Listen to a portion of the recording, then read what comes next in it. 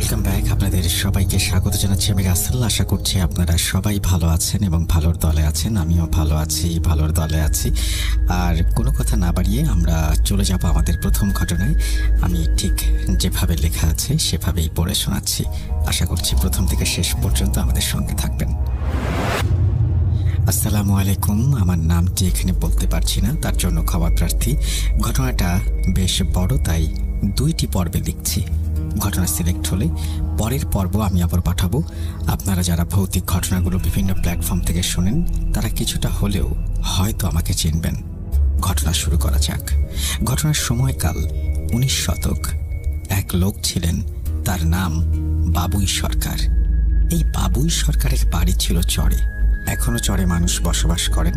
আগে চর এলাকার মানুষদের খুব ছোট করে দেখা হতো। তারা বাজারঘাট করার জন্য নদী পার হয়ে আমাদের এই এলাকায় আসতো। কেউ যেতেন ডাংরার হাট, কেউ বা বিদ্যানন্দ বাজার, আবার কেউ যেতেন বুড়ির হাট বাজার। চর এলাকায় মানুষদের ভাটিয়া বলা হতো, যদিও ভাটিয়া শব্দের অর্থ ভাটিতে, অর্থাৎ নিম্নভূমিতে যে সমস্ত মানুষরা বসবাস করেন তারা। এই শব্দটা এক ধরনের ট্রল বা অপমানজনক ছিল। যেমন কারো মাথার চুল উস্কো খুস্কো দেখলেই বলা হতো, আরে তুই তো ভাটিয়ারে বেটা। আমাদের এলাকায় এই শব্দটি অপমানজনক হিসেবেই বিবেচিত হতো। যাক, ঘটনায় ফেরা যাক। এই বাবুই সরকার ছিলেন চর এলাকার এক বিত্তশালী ব্যক্তি। তার জমি জমা এত বেশি ছিল যে তার কোনো হিসেব ছিল না। তিনি চর এলাকার মাতব্বর ছিলেন। বিচার সালিশ তিনিই করতেন। নামাজ কালাম তেমন একটা পড়তেন না। তিনি মানুষকে লাভের ওপর টাকা দিতেন, আর সেই টাকা যদি কেউ ফেরত দিতে না পারত তাহলে তার জমি দখল করে নিতেন। বাবুই সরকারের বাড়ি একদম ফাঁকা একটা জায়গায় ছিল। চর এলাকাতে এমনিতেই বেশিরভাগ জায়গা ফাঁকা, বড় গাছ নেই বললেই চলে, আর বাড়িগুলোও অনেক দূর পর্যন্ত ছড়িয়ে ছিটিয়ে ছিল। চর এলাকায় ঘাস অনেক বেশি হওয়ায় গবাদি পশুও ছিল অনেক। বাবুই সরকারের এক ছোট ভাই ছিল, নাম তার বেল্লাল সরকার। যদিও এলাকার জমি জমা সবকিছু বাবুই সরকারই দেখাশোনা করতেন, বছর শেষে বেল্লাল সরকার তার অংশ নিয়ে যেতেন। বাবুই সরকার তার প্রথম স্ত্রীর কাছে কোনো সন্তান না পাওয়ায় তাকে তালাক দেন। তারপর আরেকটি বিয়ে করেন।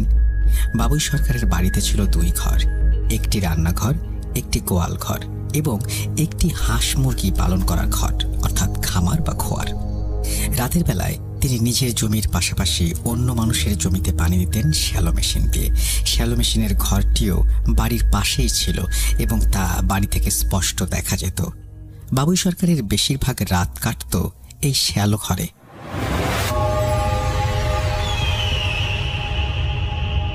একদিন বাবুই সরকার রোজকার মতো শ্যালো ঘরে যান কাজের জন্য। পরদিন সকালে বাড়ি ফিরে তার স্ত্রী জানায় খোঁয়ার থেকে 2টি হাঁস নেই। তিনি রেগে গিয়ে বললেন, ভালো করে দরজা দিতে পারো না? হয়তো শেয়াল নিয়ে গেছে। চর এলাকায় শেয়ালের উপদ্রব তো অনেক। এইভাবে প্রায় প্রতিদিন হাঁস মুরগি হারাতে থাকলো। একদিন সকালবেলা দেখা গেল তার গোয়াল ঘর থেকে একটি ছাগল নেই। এবার তিনি বেশ রেগে তার স্ত্রীকে প্রচণ্ড মারধর করতে লাগলেন আর বলতে লাগলেন, কি করিস বাড়িতে? গোয়ালের দরজা ভালো করে দিবি না তুই? আজ দরজা লাগাবো আমি, দেখি শেয়াল কিভাবে নিয়ে যায়। তিনি সন্ধ্যার পর ভালো করে দরজা লাগিয়ে রাতের খাবার খেয়ে শ্যালো ঘরে গিয়ে কাজ করতে শুরু করলেন। পরদিন দেখা গেল তার আরও একটি বড় খাসি নেই। এবার তিনি চূড়ান্ত রেগে গেলেন। ভাবলেন, এটা নিশ্চয়ই এলাকার কোনো ছিচকে চোরের কাজ। তিনি এলাকার নাম করা 2 চোরকে ধরে গাছের সাথে বেঁধে পেটাতে লাগলেন আর বলতে লাগলেন, তোদের এত বড় সাহস, আমার বাড়িতে চুরি করিস? গ্রামের লোক অনেক জমা হয়েছে, কি হয়েছে তাই দেখতে।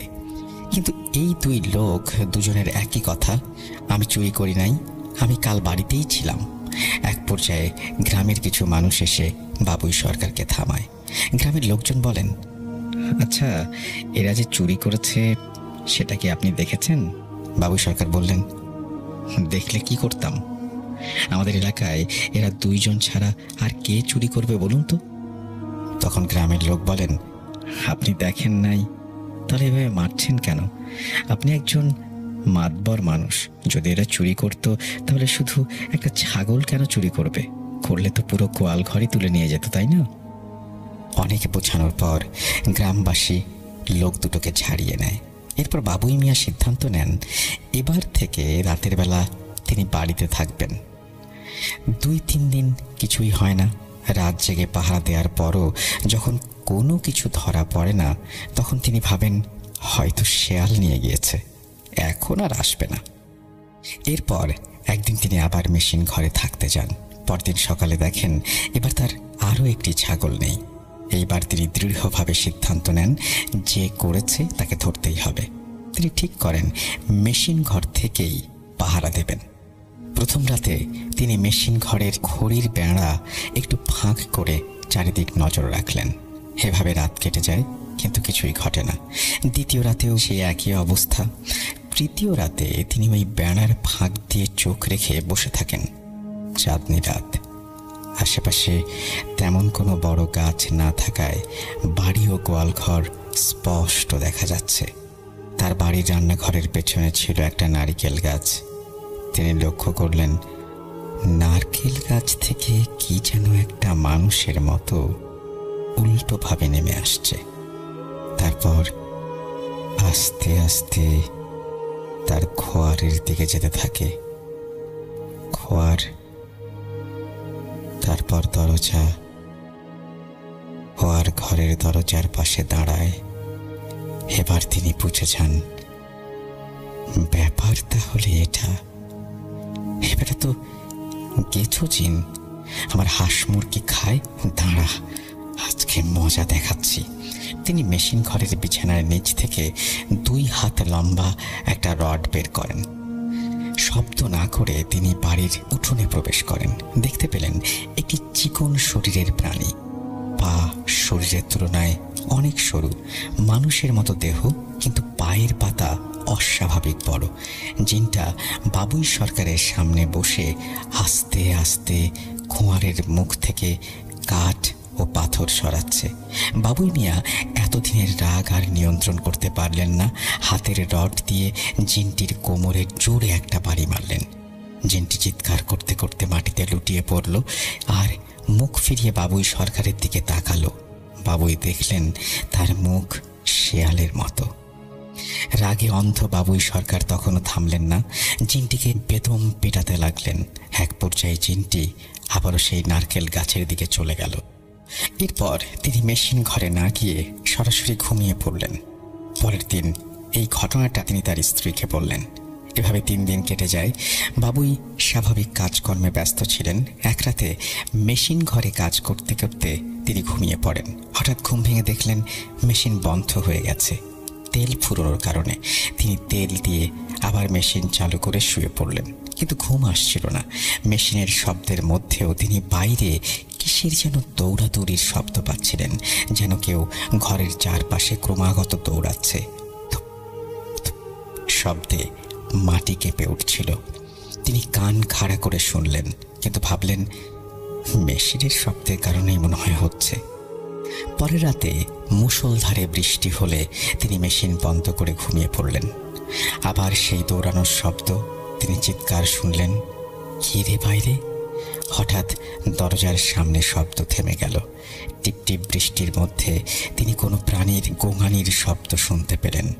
ঠিক যেমন রাগী কুকুর গর্জন করে, তিনি হেই হেই করে শব্দ করলেন, কিন্তু গোঙানি আরো জোরে উঠতে লাগলো। বাবুই তখন হ্যারিকেনের আলো জেলে হাতে একটা গাদার বেঞ্চ দিয়ে দরজা খুলতেই চমকে উঠলেন। সেই জিন দরজা থেকে 3 হাত দূরে কুঁজো হয়ে দাঁড়িয়ে আছে। ভয়ঙ্কর চেহারা। কিছু বুঝে ওঠার আগেই জিনটি ঝাঁপিয়ে পড়ল বাবুইয়ের ওপর। হ্যারিকেন মাটিতে পড়ে গেল। শুরু হলো ধস্তাধস্তি। একসময় জিনটি নিস্তেজ হয়ে ছেড়ে দিল। বাবুই দৌড়ে বাড়ি চলে গেলেন। বৃষ্টি এত তীব্র ছিল যে টিনের ছাদে পড়ার সঙ্গে সঙ্গে তার স্ত্রী ঘুমিয়ে থাকায় তার ডাক শুনতে পাচ্ছিল না। হঠাৎ পেছনে গোঙানির শব্দ শুনে ফিরে তাকাতেই দেখলেন সেই জিনটি কুঁজো হয়ে পা ল্যাংচাতে ল্যাংচাতে তার দিকে আসছে। আজ হয় আমি মরব, নইলে ওই জিনটি মরবে। বাড়ির উঠোনে আবার শুরু হলো লড়াই। জিনটির নখের আঘাতে বাবুইয়ের শরীর ক্ষতবিক্ষত হলো। শেষ পর্যন্ত জিনটির দেহ আবারও নিস্তেজ হয়ে পড়ল, কারণ সে বাবুইয়ের সাথে কোনোভাবেই পেরে উঠছিল না। সে ওই গাদার রেঞ্জ দিয়ে বারবার মাথায় আঘাত করছিল। বাবুই তখন রাগে কাঁপছিল। হঠাৎ অন্ধকারে রান্নাঘর থেকে চিকচিকে কান্নার শব্দ শুনতে পেল। নারকেল গাছের দিকে তাকাতেই দেখল 10 থেকে 12টি লাল আলো, যেন রক্ত চোখ। তিনি ভয় পেয়ে ভাবলেন এবার ঘরে ঢুকে যাওয়া ভালো হবে, নাহলে কখন কি হয়ে যায় বলা তো যায় না। তিনি আবার দরজায় জোরে জোরে করাঘাত করতে লাগলেন। অনেক জোরে দরজায় কড়া নাড়ার কারণে তার স্ত্রীর ঘুম ভেঙে যায় এবং তিনি দরজা খুলে দেন। তিনি ঘরে প্রবেশ করে জামা কাপড় বদলিয়ে শুয়ে পড়েন। কিছুক্ষণ পর বৃষ্টি থেমে গেলে তিনি উঠোনে কয়েক জোড়া পায়ের হেঁটে বেড়ানোর শব্দ শুনতে পান। শব্দটা অল্প সময়ের জন্য ছিল, এরপর তিনি ঘুমিয়ে পড়েন। সকালে উঠে যখন ঘুম ভাঙে, তিনি কাল রাতের কথা মনে করে দৌড়ে উঠোনে যান। গিয়ে কিছুই দেখতে পান না। তিনি তার স্ত্রীকে ডাকেন এবং জিজ্ঞেস করেন, তুমি উঠোনে কিছু দেখেছ? কই না তো। তিনি আর কথা না বাড়িয়ে এলাকার এক ইমাম সাহেবের কাছে সমস্ত ঘটনা খুলে বলেন। হুজুরকে যদিও তিনি সবটা বলতে চাননি, কারণ তিনি চোর ভেবে যে 2 জনকে পিটিয়েছিলেন এটা জানাজানি হলে পরে সমস্যা হতে পারে। হুজুরের কাছ থেকে পানি পড়া নিয়ে তিনি বাড়ি চলে আসেন। সেদিন থেকে শুরু হয় আরও বেশি সমস্যা। কিছুদিনের জন্য তিনি একজন লোক রেখেছিলেন তার মেশিনের কাজ করার জন্য। তিনি বাসাতেই ছিলেন। প্রথম রাতে তার ঘুম ভাঙে উঠোনে কারো হেঁটে বেড়ানোর শব্দে। মনে হয় ঘরের বাইরে 5-6 জন লোক ঘরের চারপাশে ঘুরে বেড়াচ্ছে। তিনি বাইরে বের হওয়ার সাহস পান না। এভাবেই রাত কেটে যায়।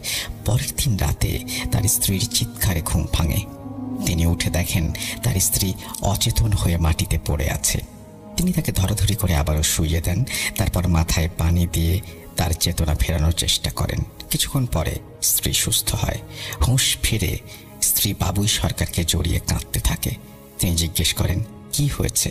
উত্তরে তার স্ত্রী জানান ওয়াশরুম থেকে তিনি কয়েক জোড়া পায়ের হেঁটে বেড়ানোর শব্দ পান, সাথে কুকুরের গড় গড় আওয়াজ। তিনি ওয়াশরুম থেকে দ্রুত বেরিয়ে আসতে চান। ঠিক তখনই কোনো একটা শেয়ালের দল হবে। এই শেয়ালরা মানুষকে পেলে আক্রমণ করে। হাঁটার সময় তার মনে হচ্ছিল একটা কিছু তার পেছন পেছন হাঁটছে। হঠাৎ করে কেউ তার নাম ধরে পেছন থেকে ডাকে।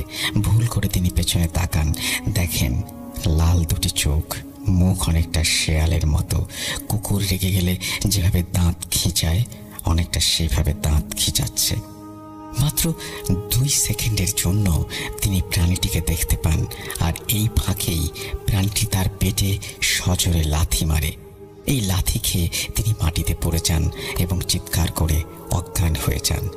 এইসব কথা শুনে বাবুই সরকার তার স্ত্রীকে বলেন, আমি কালকেই এর একটা ব্যবস্থা করব। পরদিন তিনি চর এলাকার এক কবিরাজকে বাসায় নিয়ে আসেন। কবিরাজ বলেন, 90 দিন আপনাদের কেউ গরুর মাংস খাবেন না, আর কেউ যদি গরুর মাংস খেয়ে এই বাড়িতে প্রবেশ করে তাহলে এই বন্ধনটি কেটে যাবে। তাই সাবধান থাকবেন, বাড়িতে কাউকে খুব একটা ঢুকতে দেবেন না। এভাবে বেশ কিছুদিন কেটে যায় কোনো রকম সমস্যা ছাড়াই। তারা একরকম ভুলেই গিয়েছিল ঘটনাটি। এর মাঝেই বাবুর সরকারের স্ত্রীর পেটে বাচ্চা আসে। তিনি খুব খুশি হন। একদিন তাদের চর এলাকায় এক বিয়ের দাওয়াত আসে। তিনি তার স্ত্রীকে সেই দাওয়াতে নিয়ে যান। ভালোভাবে খাওয়া দাওয়া করে বাড়ির পথে রওনা দেন। দাওয়াত বাড়ি থেকে তাদের বাসার দূরত্ব মাত্র 20 মিনিট পায়ে হেঁটে। তারা বের হন মাগরিবের আজানের একটু আগে। মাঝ রাস্তায় পৌঁছানোর পর আজান হয়। এরপর বাবুই সরকার লক্ষ্য করেন তাদের পেছন পেছন কে যেন ফিসফিস করে কথা বলছে। তিনি পেছন ঘুরে তাকালে কিছুই দেখতে পান না। ভাবেন এইটা হয়তো মনের ভুল। তারা যখন বাড়িতে প্রবেশ করেন তখন চারিদিকে অট্ট হাসির শব্দ ভেসে আসে। তিনি স্ত্রীর দিকে তাকিয়ে জিজ্ঞেস করেন, তুমি কিছু শুনছো? তার স্ত্রী জানান, না, আমি তো কিছু শুনছি না। সেই রাত থেকেই শুরু হয় আরও বড় সমস্যা। এবার মনে হয় টিনের চালে কেউ ধুপধাপ করে পা ফেলছে। তিনি টর্চ নিয়ে বের হন। টিনের চালের দিকে আলো ফেলেন, কিছুই দেখতে পান না। চারিদিকে খুঁজে কিছু না পেয়ে তিনি ঘরে ঢুকে দরজা বন্ধ করে দেন। তখন দেখেন উঠোনে দরজার সামনে 4 থেকে 5টি অবয়ব দাঁড়িয়ে আছে। দরজা থেকে 5 থেকে 6 হাত দূরে তাদের চোখ জ্বলজ্বল করছে। অবয়বগুলো খিলখিল করে হেসে ওঠে। তিনি আতঙ্কে দরজা বন্ধ করে দেন। দরজা বন্ধ করার শব্দে তার স্ত্রীর ঘুম ভেঙে যায়। তিনি জিজ্ঞেস করেন, কি হয়েছে?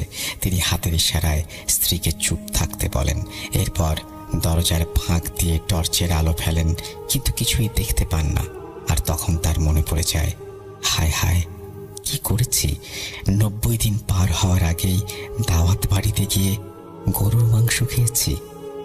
তিনি ভাবলেন কাল আবার কবিরাজের বাসায় যাবেন। পরদিন সকালে তিনি কবিরাজের বাড়িতে যান। গিয়ে জানতে পারেন কবিরাজ তার স্ত্রীকে নিয়ে শ্বশুর বাড়ি গেছেন। শ্বশুর অসুস্থ, ফিরতে 1 থেকে 2 দিন দেরি হবে। তিনি হতাশ হয়ে বাড়িতে ফেরেন। সেদিনের মতো কাজ শুরু করেন, কিন্তু রাত নামতেই সেই একই সমস্যা আবার শুরু হয়। টিনের চালের উপরে হাঁটা, গড়গড় শব্দ, অদ্ভুত সব আওয়াজ। পরদিন সকালে ফজরের নামাজের পর তিনি খেয়াল করেন তার মেশিনের শব্দ তিনি শুনতে পাচ্ছেন না। তিনি মেশিন ঘরের দিকে এগিয়ে যান। গিয়ে দেখেন সেই ছেলেটি যাকে তিনি কামলা হিসেবে নিয়োগ করেছিলেন দরজার বাইরে অচেতন অবস্থায় পড়ে আছে।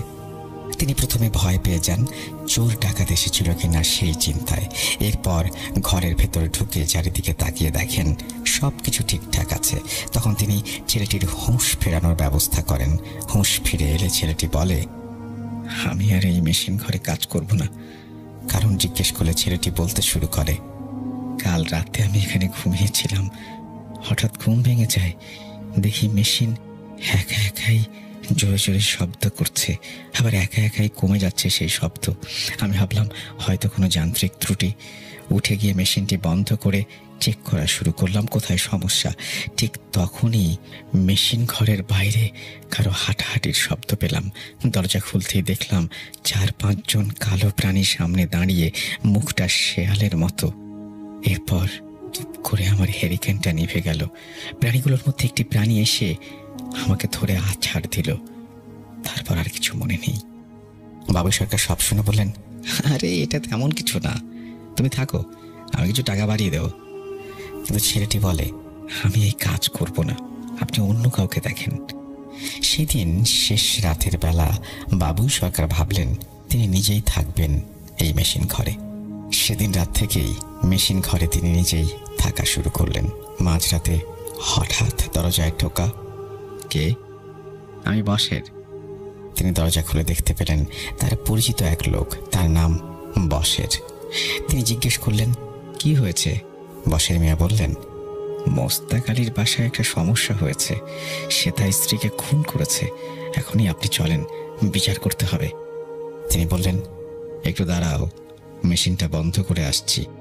তিনি হাতে লাইট নেন, কিন্তু দেখতে পান এটিও জ্বলছে না। তিনি ভাবলেন হয়তো ব্যাটারি শেষ। তখন বসের মিয়া বলেন, লাইট লাগবে না, চাঁদনি রাত, আজ আকাশ পরিষ্কার। তিনি লাইট রেখে রওনা দিলেন বসের মিয়ার পিছু পিছু। এখান থেকে মোস্তাক আলীর বাসা 15 মিনিটের হাঁটা পথ। রাস্তার পাশে 1-2টি ঘর বাড়ি থাকলেও বেশ দূরে দূরে। বসের মিয়া আগে আগে যাচ্ছিল আর বাবুই সরকার পেছন পেছন। বাবুই সরকার তাকে বিভিন্ন সময় জিজ্ঞেস করলো। বসের মিয়া কোনো কথারই উত্তর দিল না। আর বাবুই সরকার খুব জোরে জোরে হাঁটছিল, তাও বসের মিয়ার নাগাল পাচ্ছিল না কিছুতেই। তিনি মোস্তাক আলীর বাসা চিনতেন, কিন্তু এত সময় তো লাগার কথা না। রাস্তাও ঠিক আছে। বসের মিয়া এই বালুময় রাস্তায় কিভাবে এত জোরে জোরে হাঁটছে এটা তার মাথায় আসেনি আগে। অনেকক্ষণ হাঁটার পর তারা একটি বাড়ির কাছে এসে দাঁড়ান। বসের মিয়া, বাবু মিয়া দুজনেই থামেন। তিনি লক্ষ্য করলেন এটা তো মোস্তাক আলীর বাড়ি। তখন বসের মিয়া বলেন, আপনি ভেতরে যান, আমি আসছি। এই বলে বসের মিয়া কোথাও যেন হাঁটা দিলেন। বাবু সরকার বাড়ির ভেতরে প্রবেশ করলেন। বাড়ির উঠোনে ঢুকে তিনি অনেকটাই হকচকিয়ে যান। তিনি দেখতে পান একটি লাশ চাটাইয়ের উপরে রাখা। লাশের আশেপাশে কেউ নেই, তবে ঘরের ভেতর থেকে মহিলাদের কান্নার শব্দ আসছে। তিনি ভাবলেন হয়তো কোনো পরিবারের সদস্য হবে, আত্মীয় স্বজন।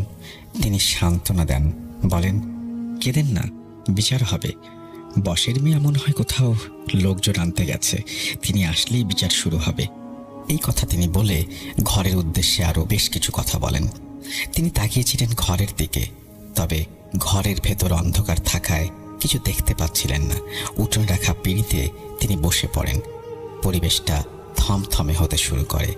অনেকক্ষণ হয়ে গেছে, কিন্তু বশের মিয়ার কোনো খবর নেই। তিনি অপেক্ষা করতে লাগলেন। কয়েকবার বাইরে গিয়ে দেখলেনও কোথাও কেউ আছে কিনা, কিন্তু বশের মিয়ারও কোনো পাত্তা নেই, অন্য কারো না। বিচারের জন্য যে লোকগুলো থাকার কথা তারাও নেই। তিনি আবার উঠোনে গিয়ে বসেন পিঁড়িতে। চারপাশের পরিবেশটা নিঃশব্দ হয়ে গেছে। যে মহিলাগুলো কান্না করছিল তাদের আর শোনা যাচ্ছে না। তিনি মনে মনে ভাবলেন লাশটা একবার তিনি দেখে আসবেন, কিন্তু আবার ভাবলেন মহিলা মানুষের লাশ দেখা কি উচিত হবে? না থাক, তাও দেখি। একটা সময় লাশের পাশে থেকে তিনি গোঙানির শব্দ শুনতে পেলেন। তিনি বেশ ভয় পেয়ে যান। পরে ভাবেন হয়তো মনের ভুল, সামনে লাশ আছে তাই অনেক কিছু মনে হচ্ছে। তিনি এবার বাড়ির মহিলাদের ডাক দেওয়া শুরু করলেন, কিন্তু কোনো সাড়া শব্দ পেলেন না। তিনি ঘরের ভেতরে কেউ আছে কিনা দেখার জন্য ঘরে প্রবেশ করলেন।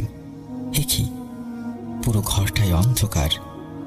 তিনি দেয়াল ধরে হাতড়াতে হাতড়াতে সামনের দিকে এগিয়ে গেলেন। কাউকেই পেলেন না। এবার তিনি দরজা দিয়ে বের হবেন, কিন্তু এবার দরজাও খুঁজে পাচ্ছেন না। ঘরের দরজা তো খোলাই ছিল। চাঁদনি রাত, একটু হলেও তো আলো ভেতরে আসবে, কিন্তু ভেতরে এত অন্ধকার কেন? তিনি আবারও হাতড়াতে লাগলেন। হঠাৎ টিনের চালে ধপ করে কোনো একটা কিছু পড়ার শব্দ পেলেন তিনি। এবার আরো ভয় বেড়ে গেল তার। তিনি টিনের বেড়া ধরে দরজা খুঁজছিলেন। এক পর্যায়ে দরজা খুঁজে পান। অবাক হন, দরজা লাগানো। মানে দরজা তো একটু আগে খোলা ছিল, তাহলে লেগে গেল কখন? আর লেগে গেলে তিনি শব্দ পেলেন না কেন? তিনি দরজা খুলে উঠোনে এসে চমকে উঠলেন। লাশ নেই। কুকুর শেয়ালে নিয়ে যায়নি তো? তিনি চারিদিকে খুঁজতে লাগলেন। হঠাৎ একটা গোঙানির শব্দ। কোথা থেকে আসছে শব্দটা তিনি বুঝতে পারলেন না। টিনের চালের উপরে আবারও শব্দ। তিনি ভয়ে সেন্স হারানোর মতো অবস্থায় চলে যান। এ কি, এই শেয়ালের মতো দেখতে প্রাণীটি? ভয়ে তার আত্মা শুকিয়ে যায়। একটি প্রাণী টিনের চালে বসে আছে। বাবুই সরকার আর সহ্য করতে পারেন না। ও মা গো বলে একটা দৌড় দেন। দিক বিদিক হয়ে দৌড়াচ্ছেন তিনি। চারিদিকে শুধু বালির ঝড়। এক পর্যায়ে তিনি হঠাৎ সম্বিত ফিরে পান। দেখেন কোথাও কিছু নেই। তিনি এবার সামনে তাকাতেই দেখতে পান দূরে 4 জন মানুষ হাঁটছে। তিনি ওই দিকে ছুটতে থাকেন আর ডাকতে থাকেন, কিন্তু তারা কেউ বাবুই সরকারের ডাকে সাড়া দিচ্ছিল না। বাবুই সরকার লোকগুলো থেকে 10 হাত দূরে এসে পড়েন। এইবার তিনি কাপড় দেখে চিনতে পারেন, আরে এটা তো বশের মিয়া। তিনি বশের মিয়ার কাছে গিয়ে জানতে চান, আরে মিয়া কোথায় ছিলেন আপনি? জানেন আমি কি দেখেছি? তখন বশের মিয়া বলেন, কি দেখেছিস তুই? আমার মতো নাকি রে? এই বলে বশের মিয়া তাকায়। বশের মিয়ার রূপটি তখন ছিল পিশাচের মতো। তিনি চিৎকার করেন সাহায্যের জন্য, কিন্তু বিশাল ধুধু বালু চড়ে তাকে সাহায্য করার মতো কেউ নেই। হঠাৎ তার কানে হু হু করে একটা শব্দ আসে। তিনি লক্ষ্য করেন 50 থেকে 60 হাত দূরে একটা পালকি, 4 জন পালকি কাঁধে নিয়ে আসছে। হঠাৎ সেই পিশাচগুলো থমকে যায়। পরের দিন তিনি হুঁশ ফিরে পান। তিনি লক্ষ্য করেন তিনি একটি ঘরে শুয়ে আছেন, কিন্তু এই ঘরটি তার নয়। তার গায়ে প্রচণ্ড ব্যথা। একটু পর একজন হুজুর গোছের মানুষ ঘরের ভেতরে ঢোকেন আর জিজ্ঞেস করেন, এখন কেমন লাগছে আপনার? বাবু সরকার যদিও কোনো কথা বলতে পারছেন না, তাই ফিস ফিস করে তিনি বলতে চেষ্টা করেন, আমার কোমরে অনেক ব্যথা করছে। তারপর লোকটি জানায়, আপনি তো চরের মধ্যে পড়েছিলেন। আপনি চরে ওইভাবে পড়েছিলেন কেন বলুন তো? আপনার বাড়ি কোথায়?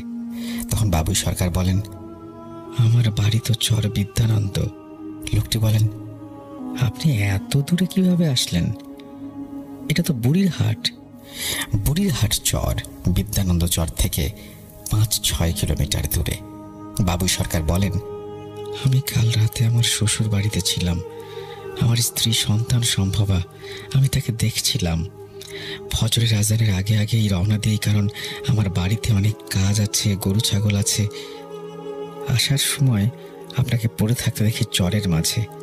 আমি একা ছিলাম না, আমার সাথে আমার শ্যালকও ছিল। প্রথমে আমরা ভেবেছিলাম এটা খারাপ কিছু হতে পারে, পাশ কাটিয়ে চলে যাচ্ছিলাম, মন সায় দিল না। কি হয়েছিল বলুন তো? কি হয়েছিল বাবুই সরকারের কাছে জানতে চাইলে বাবুই সরকার বলতে পারেন না।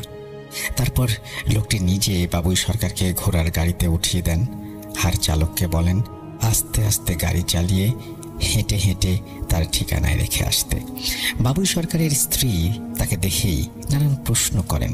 বাবুই সরকার বলেন মুকুল মিয়াকে ডেকে দিতে। এই মুকুল মিয়া হলো এই বাবুই সরকারের খাস লোক, আমরা যাকে বলি অমুকের ডান হাত অমুকের বাম হাত, সেরকম। বাবুই সরকার বলেন ডাক্তার নিয়ে এসো। আমাদের উজান এলাকায় ভালো কোনো ডাক্তার খুঁজে পাওয়া যাবে? দুপুরের পর মুকুল মিয়া একজন ডাক্তার নিয়ে ফেরেন। ডাক্তার আসেন, বাবুই সরকারকে ভালোভাবে পরীক্ষা করেন, কিছু ওষুধও লিখে দেন, আর কিছু নির্দেশনা। বাবুই সরকার মুকুল মিয়াকে বলেন ওই কবিরাজের কথা, যে প্রথমে এসে বাড়ি বন্ধ করে গিয়েছিল। বাবুই বলেন কবিরাজকে নিয়ে আসতে। কবিরাজ যদি এখনই না আসতে চায় পরে আসবে, রাতের দিকে। রাতের বেলা কবিরাজ আসেন, এসে সব শোনেন, তারপর বলেন আপনাদের কত করে নিষেধ করলাম, আপনারা শুনলেন না, এবার আমার আর কিছু করার নেই। এমন কথায় মুকুল মিয়া বলে ওঠেন কিছু করার নেই মানে? আপনি তো একবার সমস্যার সমাধান করে গিয়েছেন, তাহলে আবার কেন পারবেন না? কবিরাজ বলেন মুকুল মিয়া, এক কাজে একবার এদের আটকানো যায়, বারবার এইভাবে আটকানো যায় না। এই বলে কবিরাজ তার সাথে নিয়ে আসা কিছু বালি বাড়ির চারিদিকে ছিটিয়ে মন্ত্র পড়ে বাড়িটি আবারও বন্ধ করেন, আর একটি তাবিজ দিয়ে যান বাবুই সরকারকে। বলেন মৃত্যু অবধি এটা যেন আপনি কখনো না খোলেন শরীর থেকে। একবার গায়ে দেওয়ার পর যদি এক মুহূর্তের জন্য এটি খুলে যায়, এর কর্মক্ষমতা নষ্ট হয়ে যাবে। সেদিনটাতে বাবুই সরকার স্বপ্নে দেখেন সেই পিশাচগুলো তাকে বলছে এভাবে আর কয়দিন বাঁচবি। এভাবে কেটে যায় 4-5 দিন। বাড়িতে তেমন আর কোনো সমস্যা হয় না। 4-5 দিন পর রাত থেকে শুরু হয় আবার সেই পিশাচদের উপদ্রব। ঘুম আসতো না তার, অনেক কষ্ট হতো। একদিন রাতে বাবুই সরকার দরজার মধ্যে টোকা দেওয়ার শব্দ শুনতে পান, ঠক ঠক ঠক ঠক আওয়াজ। তিনি তার স্ত্রীকে জিজ্ঞেস করেন তুমি কিছু শুনতে পাচ্ছ? স্ত্রী বলেন কই না তো। পরের দিন মুকুল মিয়া বাবুই সরকারকে দেখতে আসেন। বাবুই সরকার এই মুকুল মিয়াকে বলেন যেহেতু মেশিনটা অনেকদিন ধরে বন্ধ, তাই মুকুল মিয়াকে একটু দেখতে। মুকুল মিয়া রাজি হয়ে যান। তিনি সেখানে থাকেনও এবং একইভাবে তিনিও সমস্যার সম্মুখীন হন। একটা পর্যায়ে তিনিও সেন্স হারিয়ে ফেলেন। এই খবর পৌঁছায় বাবুই সরকারের কানে। তিনি এবার সিদ্ধান্ত নেন কোনোভাবে এই সমস্যাকে আর ছাড় দেওয়া যাবে না। তিনি তার স্ত্রীর সাথে পরামর্শ করেন, তার শ্বশুর বাড়িতে খবর পাঠান ভালো একটা কবিরাজের জন্য। অবশেষে ভালো একজন কবিরাজের খোঁজ পাওয়া যায়। কবিরাজ আসেন। কবিরাজ এসে উঠোনের মাঝখানে আসন পাতেন। বাবুই সরকার ও মুকুল মিয়াকে পাশাপাশি শোয়ানো হয়। চারিদিকে বড় একটি বৃত্ত আঁকা হয়। একটি বৃত্তে কবিরাজ নিজে বসেন, আরেকটি বৃত্তে একজন তুলা রাশির জাতক। এরপর তিনি কবিরাজের সম্পর্কে যে তথ্য দিয়েছেন সেগুলো আমি বাদ দিয়ে যাচ্ছি। তারপরে তিনি আবারও বলছেন যে কিছুক্ষণ পর তুলা রাশির যে জাতক, সেই জাতকের ওপরে জিন হাজির করানো হয় এবং জিনটিকে প্রশ্ন করা হয় যে এই বাড়িতে কোনো সমস্যা আছে কিনা, সদস্যরা কেউ কোনো অসুবিধা ভোগ করছে কিনা। তুলা রাশির গায়ে থাকা জিনটি বলে আমাকে একটু সময় দিন, আমি সব তথ্য নিয়ে আসছি। 4-5 মিনিট পর তুলা রাশির যে জাতক তিনি গা ঝাঁকিয়ে বসেন। কবিরাজ বুঝতে পারেন জিন ফিরে এসেছে। এবার জিনটি বলা শুরু করেন এই বাড়িতে যে জিনগুলো সমস্যা করছে তারা মূলত গেছো জিন।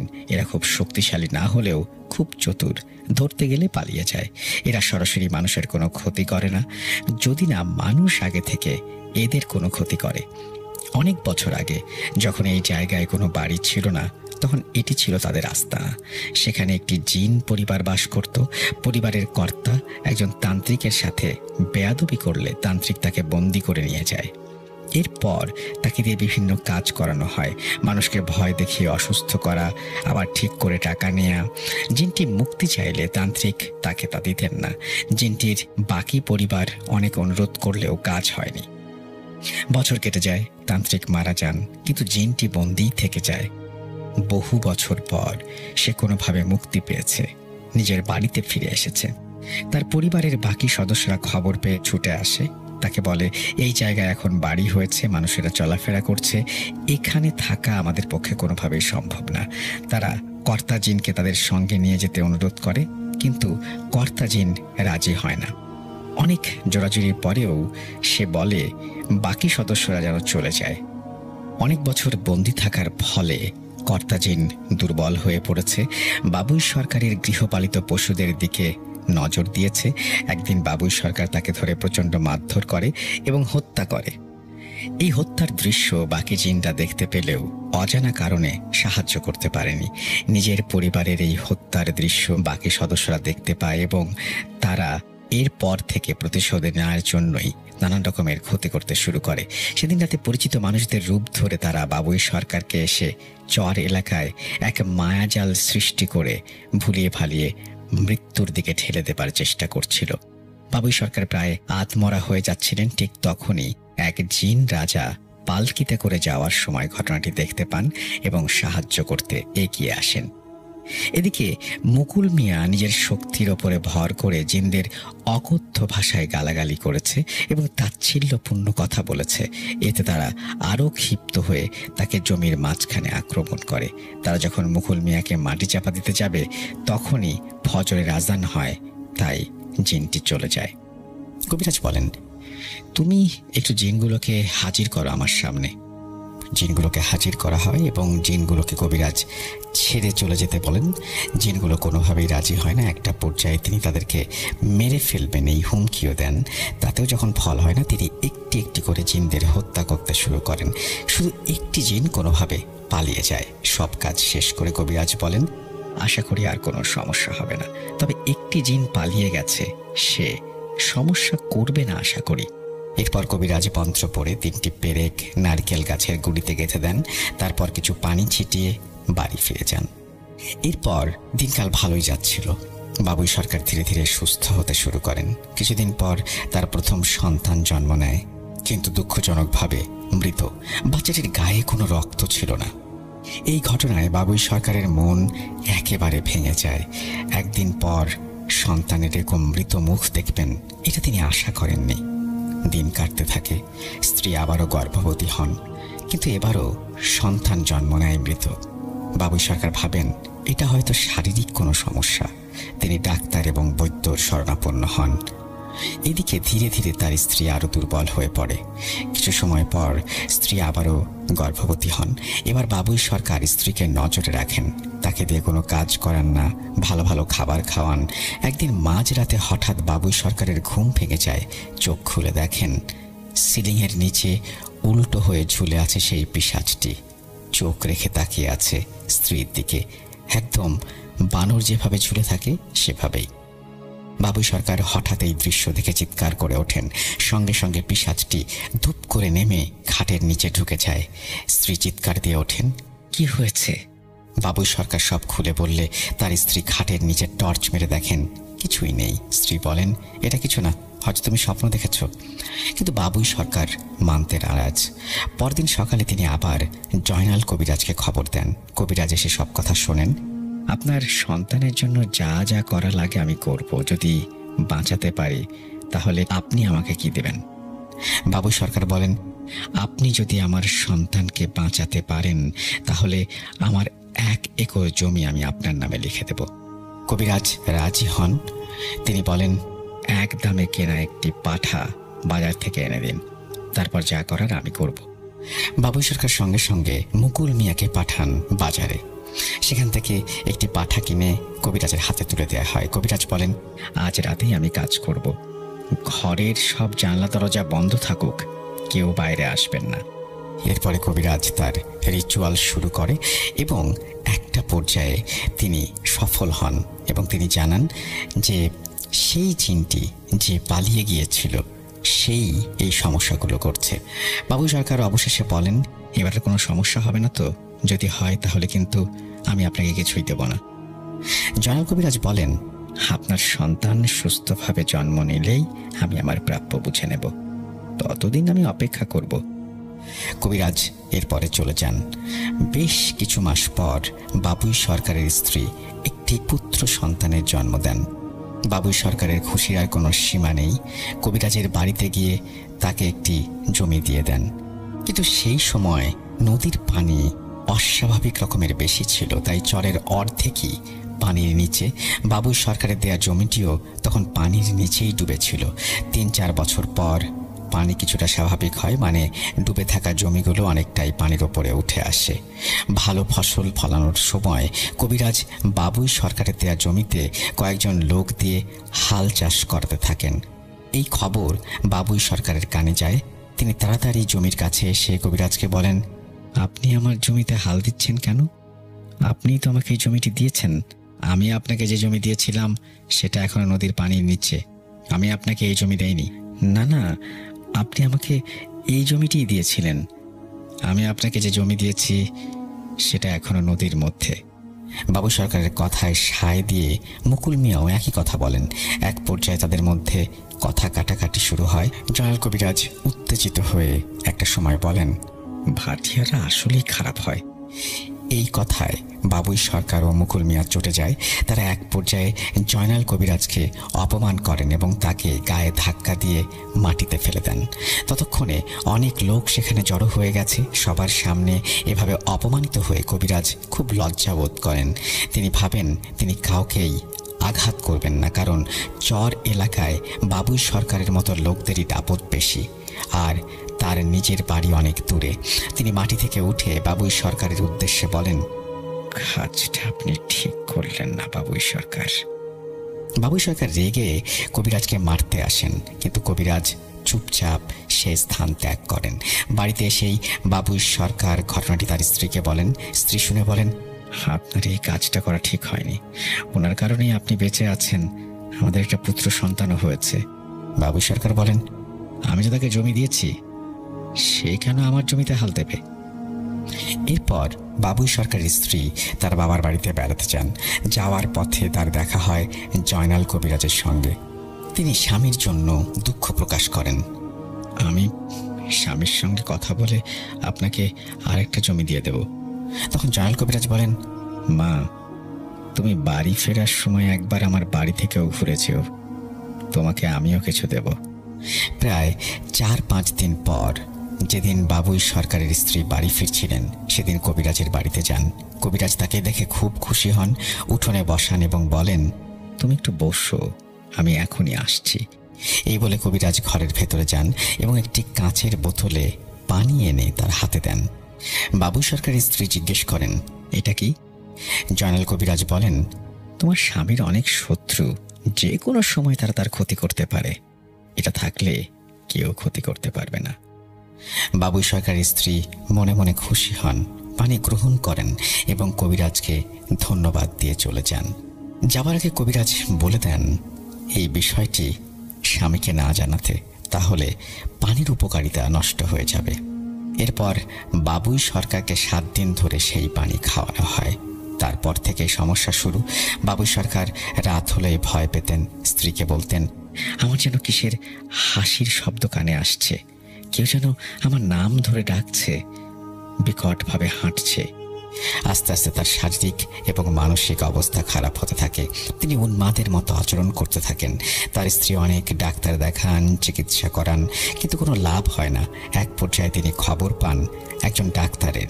তিনি ডাক্তারের বাড়ি অনেক দূরে হওয়ায় একা যেতে পারবেন না, ফলে মুকুল মিয়াকে অনুরোধ করেন তাকে নিয়ে যেতে। মুকুল মিয়াও রাজি হয়ে যায়, কারণ বাবুই সরকারের সঙ্গে তার সম্পর্ক ভালোই ছিল। মুকুল মিয়া বাবুই সরকারকে নিয়ে রওনা দেন ডাক্তারের ঠিকানায়। ডাক্তারের বাড়িতে গিয়ে দেখেন অনেক লোকের ভিড়। কিছুক্ষণ অপেক্ষা করার পর ডাক্তার বাবুই সরকারকে ভালোভাবে পর্যবেক্ষণ করেন এবং সকল সমস্যা মনোযোগ দিয়ে শোনেন। এরপর ডাক্তার তাকে কিছু ওষুধ দেন এবং বলেন, এসব ওষুধ গ্রহণ করে তারপরে আবারও আসতে। ডাক্তার ডাক্তারের কাছ থেকে বিদায় নিয়ে মুকুল মিয়া ও বাবুই সরকার সেই গরুর গাড়িতে করে বাড়ির দিকে রওনা হচ্ছিলেন। মাঝ রাস্তায় মাগরিবের আজান দেয়। গরুর গাড়ি ধীরে ধীরে চলতে থাকে। হঠাৎ করে বাবুই সরকার চিৎকার দিয়ে গাড়ি থেকে নেমে যায়। মুকুল মিয়া ঘাবড়ে গিয়ে জিজ্ঞেস করেন, কি হয়েছে? বাবুই সরকার বলেন, গাড়িতে বসে থাকতে আমার তন্দ্রা লেগে আসছিল, ঘুম আসছিল। এক সময় হঠাৎ এক ঝাঁকুনিতে ঘুমটা কেটে যায়। আমি চোখ খুলে দেখি তোমার পাশে দুটি ছায়া হাঁটু গেড়ে বসে আছে, আর তুমি সেই ছায়ার মধ্যে। ছায়া বলতে বুঝেছিলাম গাঢ় অন্ধকারের মধ্যে আরও এক অন্ধকার। এসব শুনে মুকুল মিয়া বলেন, এটা হয়তো আপনার মনের ভুল, আপনি মানসিকভাবে একটু দুর্বল আছেন। আনুমানিক রাত 9টা-10টা হবে তারা এসে পৌঁছায় নদীর ঘাটে। সেখানে নৌকা পারাপার হয়। অবাক করা বিষয় হলো, ঘাটে নৌকা বাঁধা ছিল কিন্তু মাঝি ছিল না। তারা অনেকক্ষণ অপেক্ষা করলেন, কিন্তু মাঝি যখন এলো না তখন তারা সিদ্ধান্ত নিলেন তারাই নৌকাটি দিয়ে নদী পার হবেন। নৌকার কাছে গিয়ে দেখেন নৌকায় কোনো বৈঠা নেই, এমনকি লগিও নেই। যে লম্বা লম্বা বাঁশ দিয়ে ঠেলা হয় সেটাও নেই। হঠাৎ পেছনে কারো আসার শব্দ শুনতে পান। ঘুরে দেখেন একটি লোক হাতে একটি বস্তা নিয়ে তাদের দিকে এগিয়ে আসছে।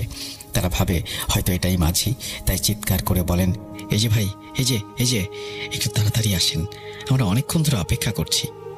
লোকটি কাছে আসলে তারা দেখে সে একজন অপরিচিত ব্যক্তি, যাকে তারা আগে কখনো দেখেনি।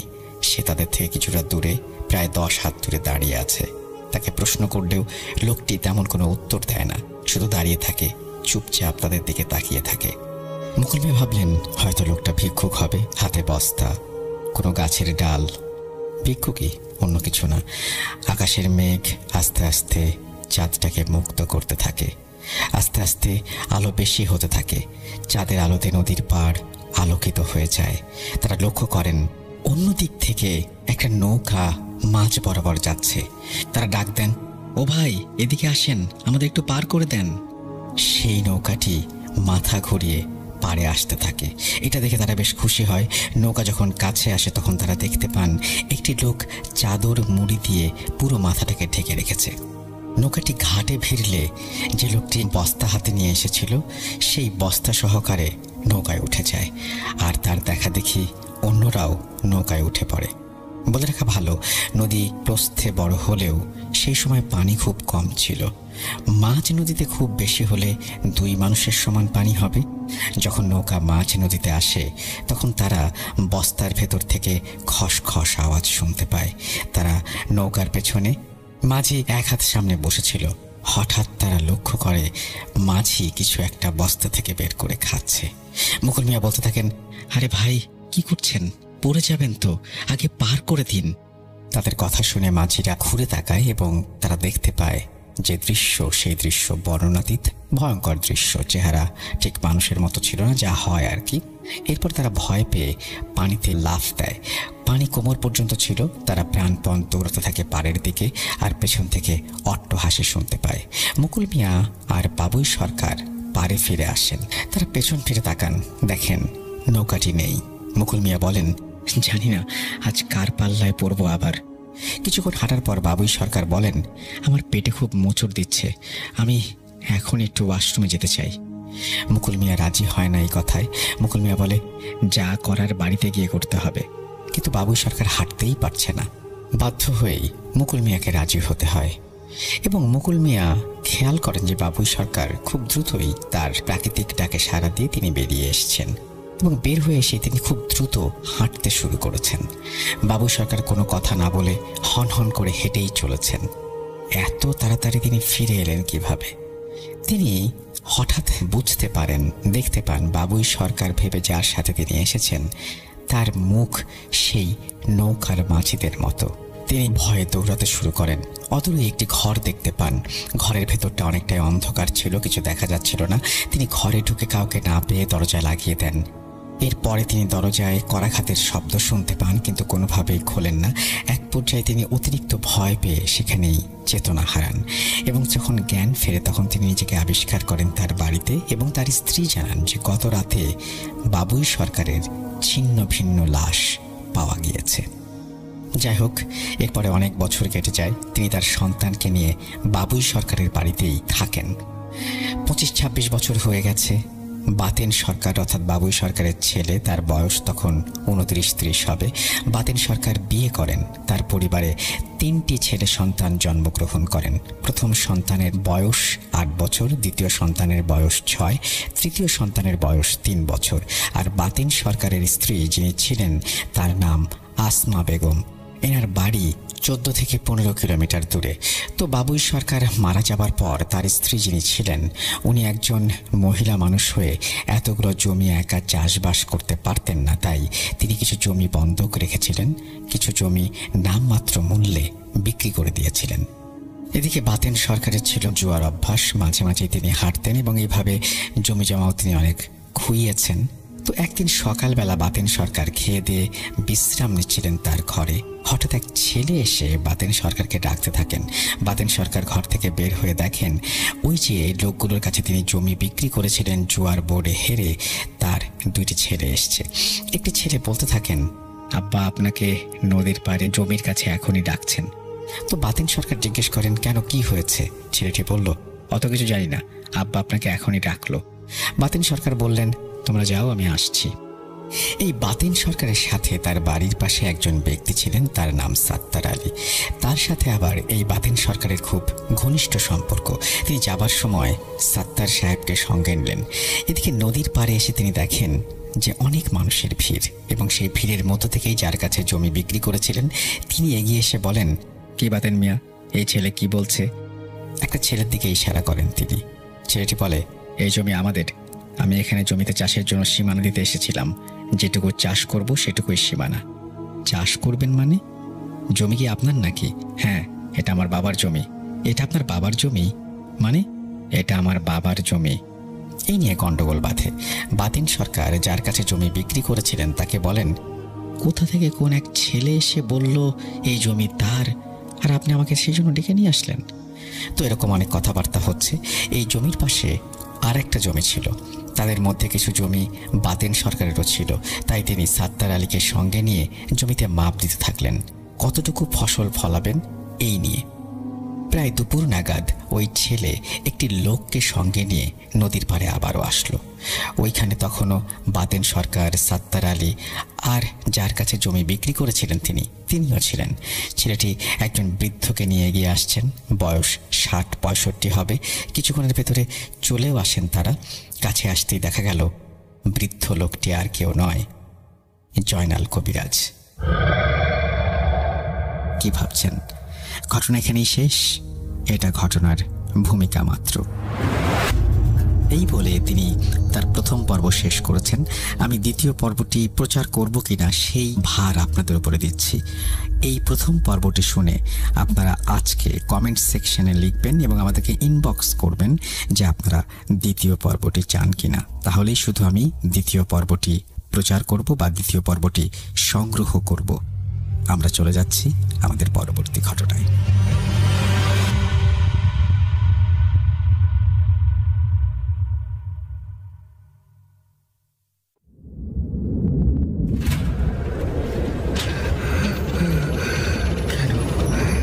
কেন তুমি আসো?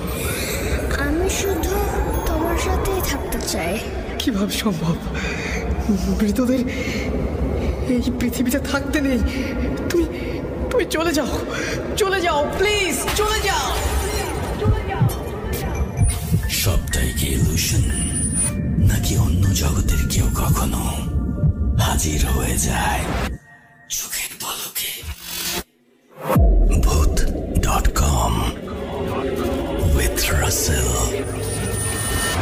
Welcome back. আপনাদের সবাইকে স্বাগত জানাচ্ছি। আমি রাসেল। আশা করছি আপনারা সবাই ভালো আছেন এবং ভালোর দলে আছেন। আমিও ভালো আছি, ভালোর দলে আছি। আমরা কোনো কথা না বাড়িয়ে এবার অডিও ক্লিপে যেতে চাই। আশা করছি প্রথম থেকে শেষ পর্যন্ত আমাদের সঙ্গে থাকবেন। চলুন একটা অডিও ক্লিপ শুনে আসি। অডিও ক্লিপটি পাঠিয়েছেন আপনাদের অনেক পছন্দের স্টোরি টেলার সাবিত আলম। চলুন শুরু করা যাক। আসসালামু আলাইকুম রাসেল ভাই এবং প্রিয় শ্রোতা বন্ধুরা, আমি মোহাম্মদ সাবিত আলম বলছি। আমি আজকে আপনাদের সামনে হাজির হয়েছি নতুন একটি ঘটনা নিয়ে। যে ঘটনাটি আমার সাথে শেয়ার করেছেন আহমেদ ভাই নামের একজন ভদ্রলোক। ঘটনাটি আহমেদ ভাই আমাকে যেভাবে বলেছেন আমি সেটি নিজের ভাষায় ওনার মতো করেই বলছি। এখন ঘটনার প্রেক্ষাপটটা হচ্ছে আসলে 2016 সাল। ওনারা বসবাস করতেন হচ্ছে একটা ডুপ্লেক্স বাসায়, যেই বাসার নিচে ছিল একটা বড় বেসমেন্ট। এখানে বেসমেন্টের কথাটা কেন বললাম সেটা হচ্ছে আপনারা ঘটনা শুনতে শুনতেই জানতে পারবেন। তো ওই টাইমে আহমেদ ভাইয়ের বোনের বিয়ে ছিল। তো বোনের বিয়ে থাকার কারণে যখন আস্তে আস্তে মেহমানরা আসা শুরু করলো, তখন আসলে ঘরের যেই রুমগুলি ছিল সেগুলো আস্তে আস্তে ভরে যেতে শুরু করলো। মানে কোনো রুমই খালি ছিল এরকম অবস্থায় নেই একেবারেই। তো এমন অবস্থায় ওনাদের বাসায় একজন কাজের ছেলে ছিল। সেই কাজের ছেলেটাকে ওনার আম্মু বেসমেন্টে একদিন থাকার জন্য ব্যবস্থা করে দিলেন। পরবর্তীতে অন্য কথা ব্যবস্থা করা যাবে এই চিন্তা করে। কিন্তু যেদিন বেসমেন্টে সে থাকলো, এরপর দিন সকালবেলা উঠে সে হচ্ছে পালিয়ে যায়। আহমেদ ভাইয়ের মায়ের সাথে দেখা করে সে পালিয়ে যায়। তো আহমেদ ভাইয়ের মা যখন তাকে জিজ্ঞেস করে যে কি ব্যাপার, তুমি চলে যেতে চাচ্ছ কি কারণে, তখন উনি বলেন যে আবা আপনাদের হচ্ছে বেসমেন্টটা ভালো না, এখানে কোনো কিছু একটা আছে, আমি আপনাদের এখানে কাজ করব না, আমাকে মাফ করে দেন। তো আশ্চর্যজনক ভাবে এই লোকটা হচ্ছে যতদিন কাজ করেছে সেই কাজের টাকা পর্যন্ত নিয়ে যায় নাই। তো যাই হোক, যেহেতু বাসায় বিয়ের মতো একটা অবস্থা, সেই কারণে হচ্ছে আহমেদ ভাইয়ের মা ওনাদের হচ্ছে নিকটস্থ কোন একটি এলাকা থেকে 4 জন কাজের মেয়ে জোগাড় করে আনেন, যারা বিয়ে পর্যন্ত কাজ করবে বাসায়। তো ওদেরকে থাকার জন্য কি করা হলো, বেসমেন্টেই ব্যবস্থা করা হলো। তো প্রথম রাতে যখন ওরা বেসমেন্টে হচ্ছে ঘুমায়, তো হঠাৎ করে রাতের বেলা 3টা কি 3:30টার দিকে সবার কানে আসে যে বেসমেন্ট থেকে চিল্লার আওয়াজ আসছে। তো এই ঘটনা শুনে মেহমান সহ বাকি সবাই হচ্ছে ঘুম থেকে জেগে ওঠে এবং জেগে ওঠার পরে চিন্তা করে যে বেসমেন্টে কি হইলো, হঠাৎ করে এরকম চিল্লার আওয়াজ কি কারণে আসছে। তো কিছুক্ষণ পরে কাজের মেয়েরা উপরে উঠে আসলো। উপরে উঠে আসার পরে সবাই যখন তাদেরকে জিজ্ঞেস করলো যে কি হয়েছে, তোমরা এরকম চিল্লাচিল্লি কেন করছিলা, তো এদের মধ্যে থেকে একজন কাজের মেয়ে বলে উঠলো যে ম্যাম, আপনাদের বেসমেন্টের মধ্যে কোন একটা লোক আছে, একটা পুরুষ মানুষ আছে, আমরা আসলে ওখানে থাকতে পারবো না। আরেকজন বলছে কি যে আমি ওয়াশরুমে গিয়েছিলাম, ওয়াশরুম থেকে আসার সময় আমি খুবই ভয়ানক মানে গড়গড়ের শব্দ শুনেছি, যে শব্দটার জন্য আমি খুব ভয় পেয়েছি এবং আমি আর নিচে থাকতে চাই না। তো সেদিনের মতো আহমেদ ভাইয়ের মা কি করলেন, ওদেরকে ড্রয়িং রুমেই থাকার ব্যবস্থা করে দিলেন। তো ড্রয়িং রুমে থাকার ব্যবস্থা করার পরে যে এরপর দিন যখন সকাল হয়, তখন ওনাদেরকে ফাইনালি জিজ্ঞেস করা হয় যে কি আসলে এখন বলো যে কালকে রাতের বেলা হয়েছিলটা কি। তো ওনারা সবাই আবার একই কথা বলে যে কোনো একটা লোককে তারা দেখছে বা হচ্ছে খুবই গড়গড় একটা আওয়াজ আসছে পানির শব্দের মতো।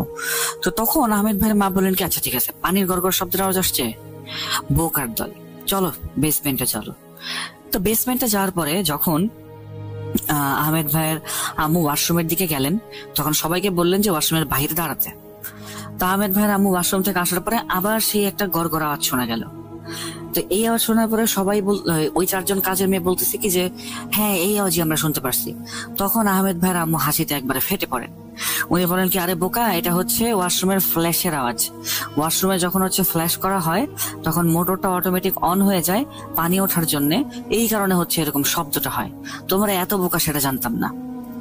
তো এরপরে হচ্ছে সারাদিন মেহমান যারা ছিল বা হচ্ছে আহমেদ ভাইয়ের কাজিন যারা ছিল, ওনারা সবাই সারাদিন হচ্ছে এই 4টা কাজের মেয়ে মানে প্রচন্ড মানে তাদের সাথে মজা বা ঠাট্টা বিদ্রুপ করেছেন এগুলি নিয়ে। তো সেদিনও রাত হলো, রাতের বেলা হচ্ছে সবাই ঘুমিয়ে গেল।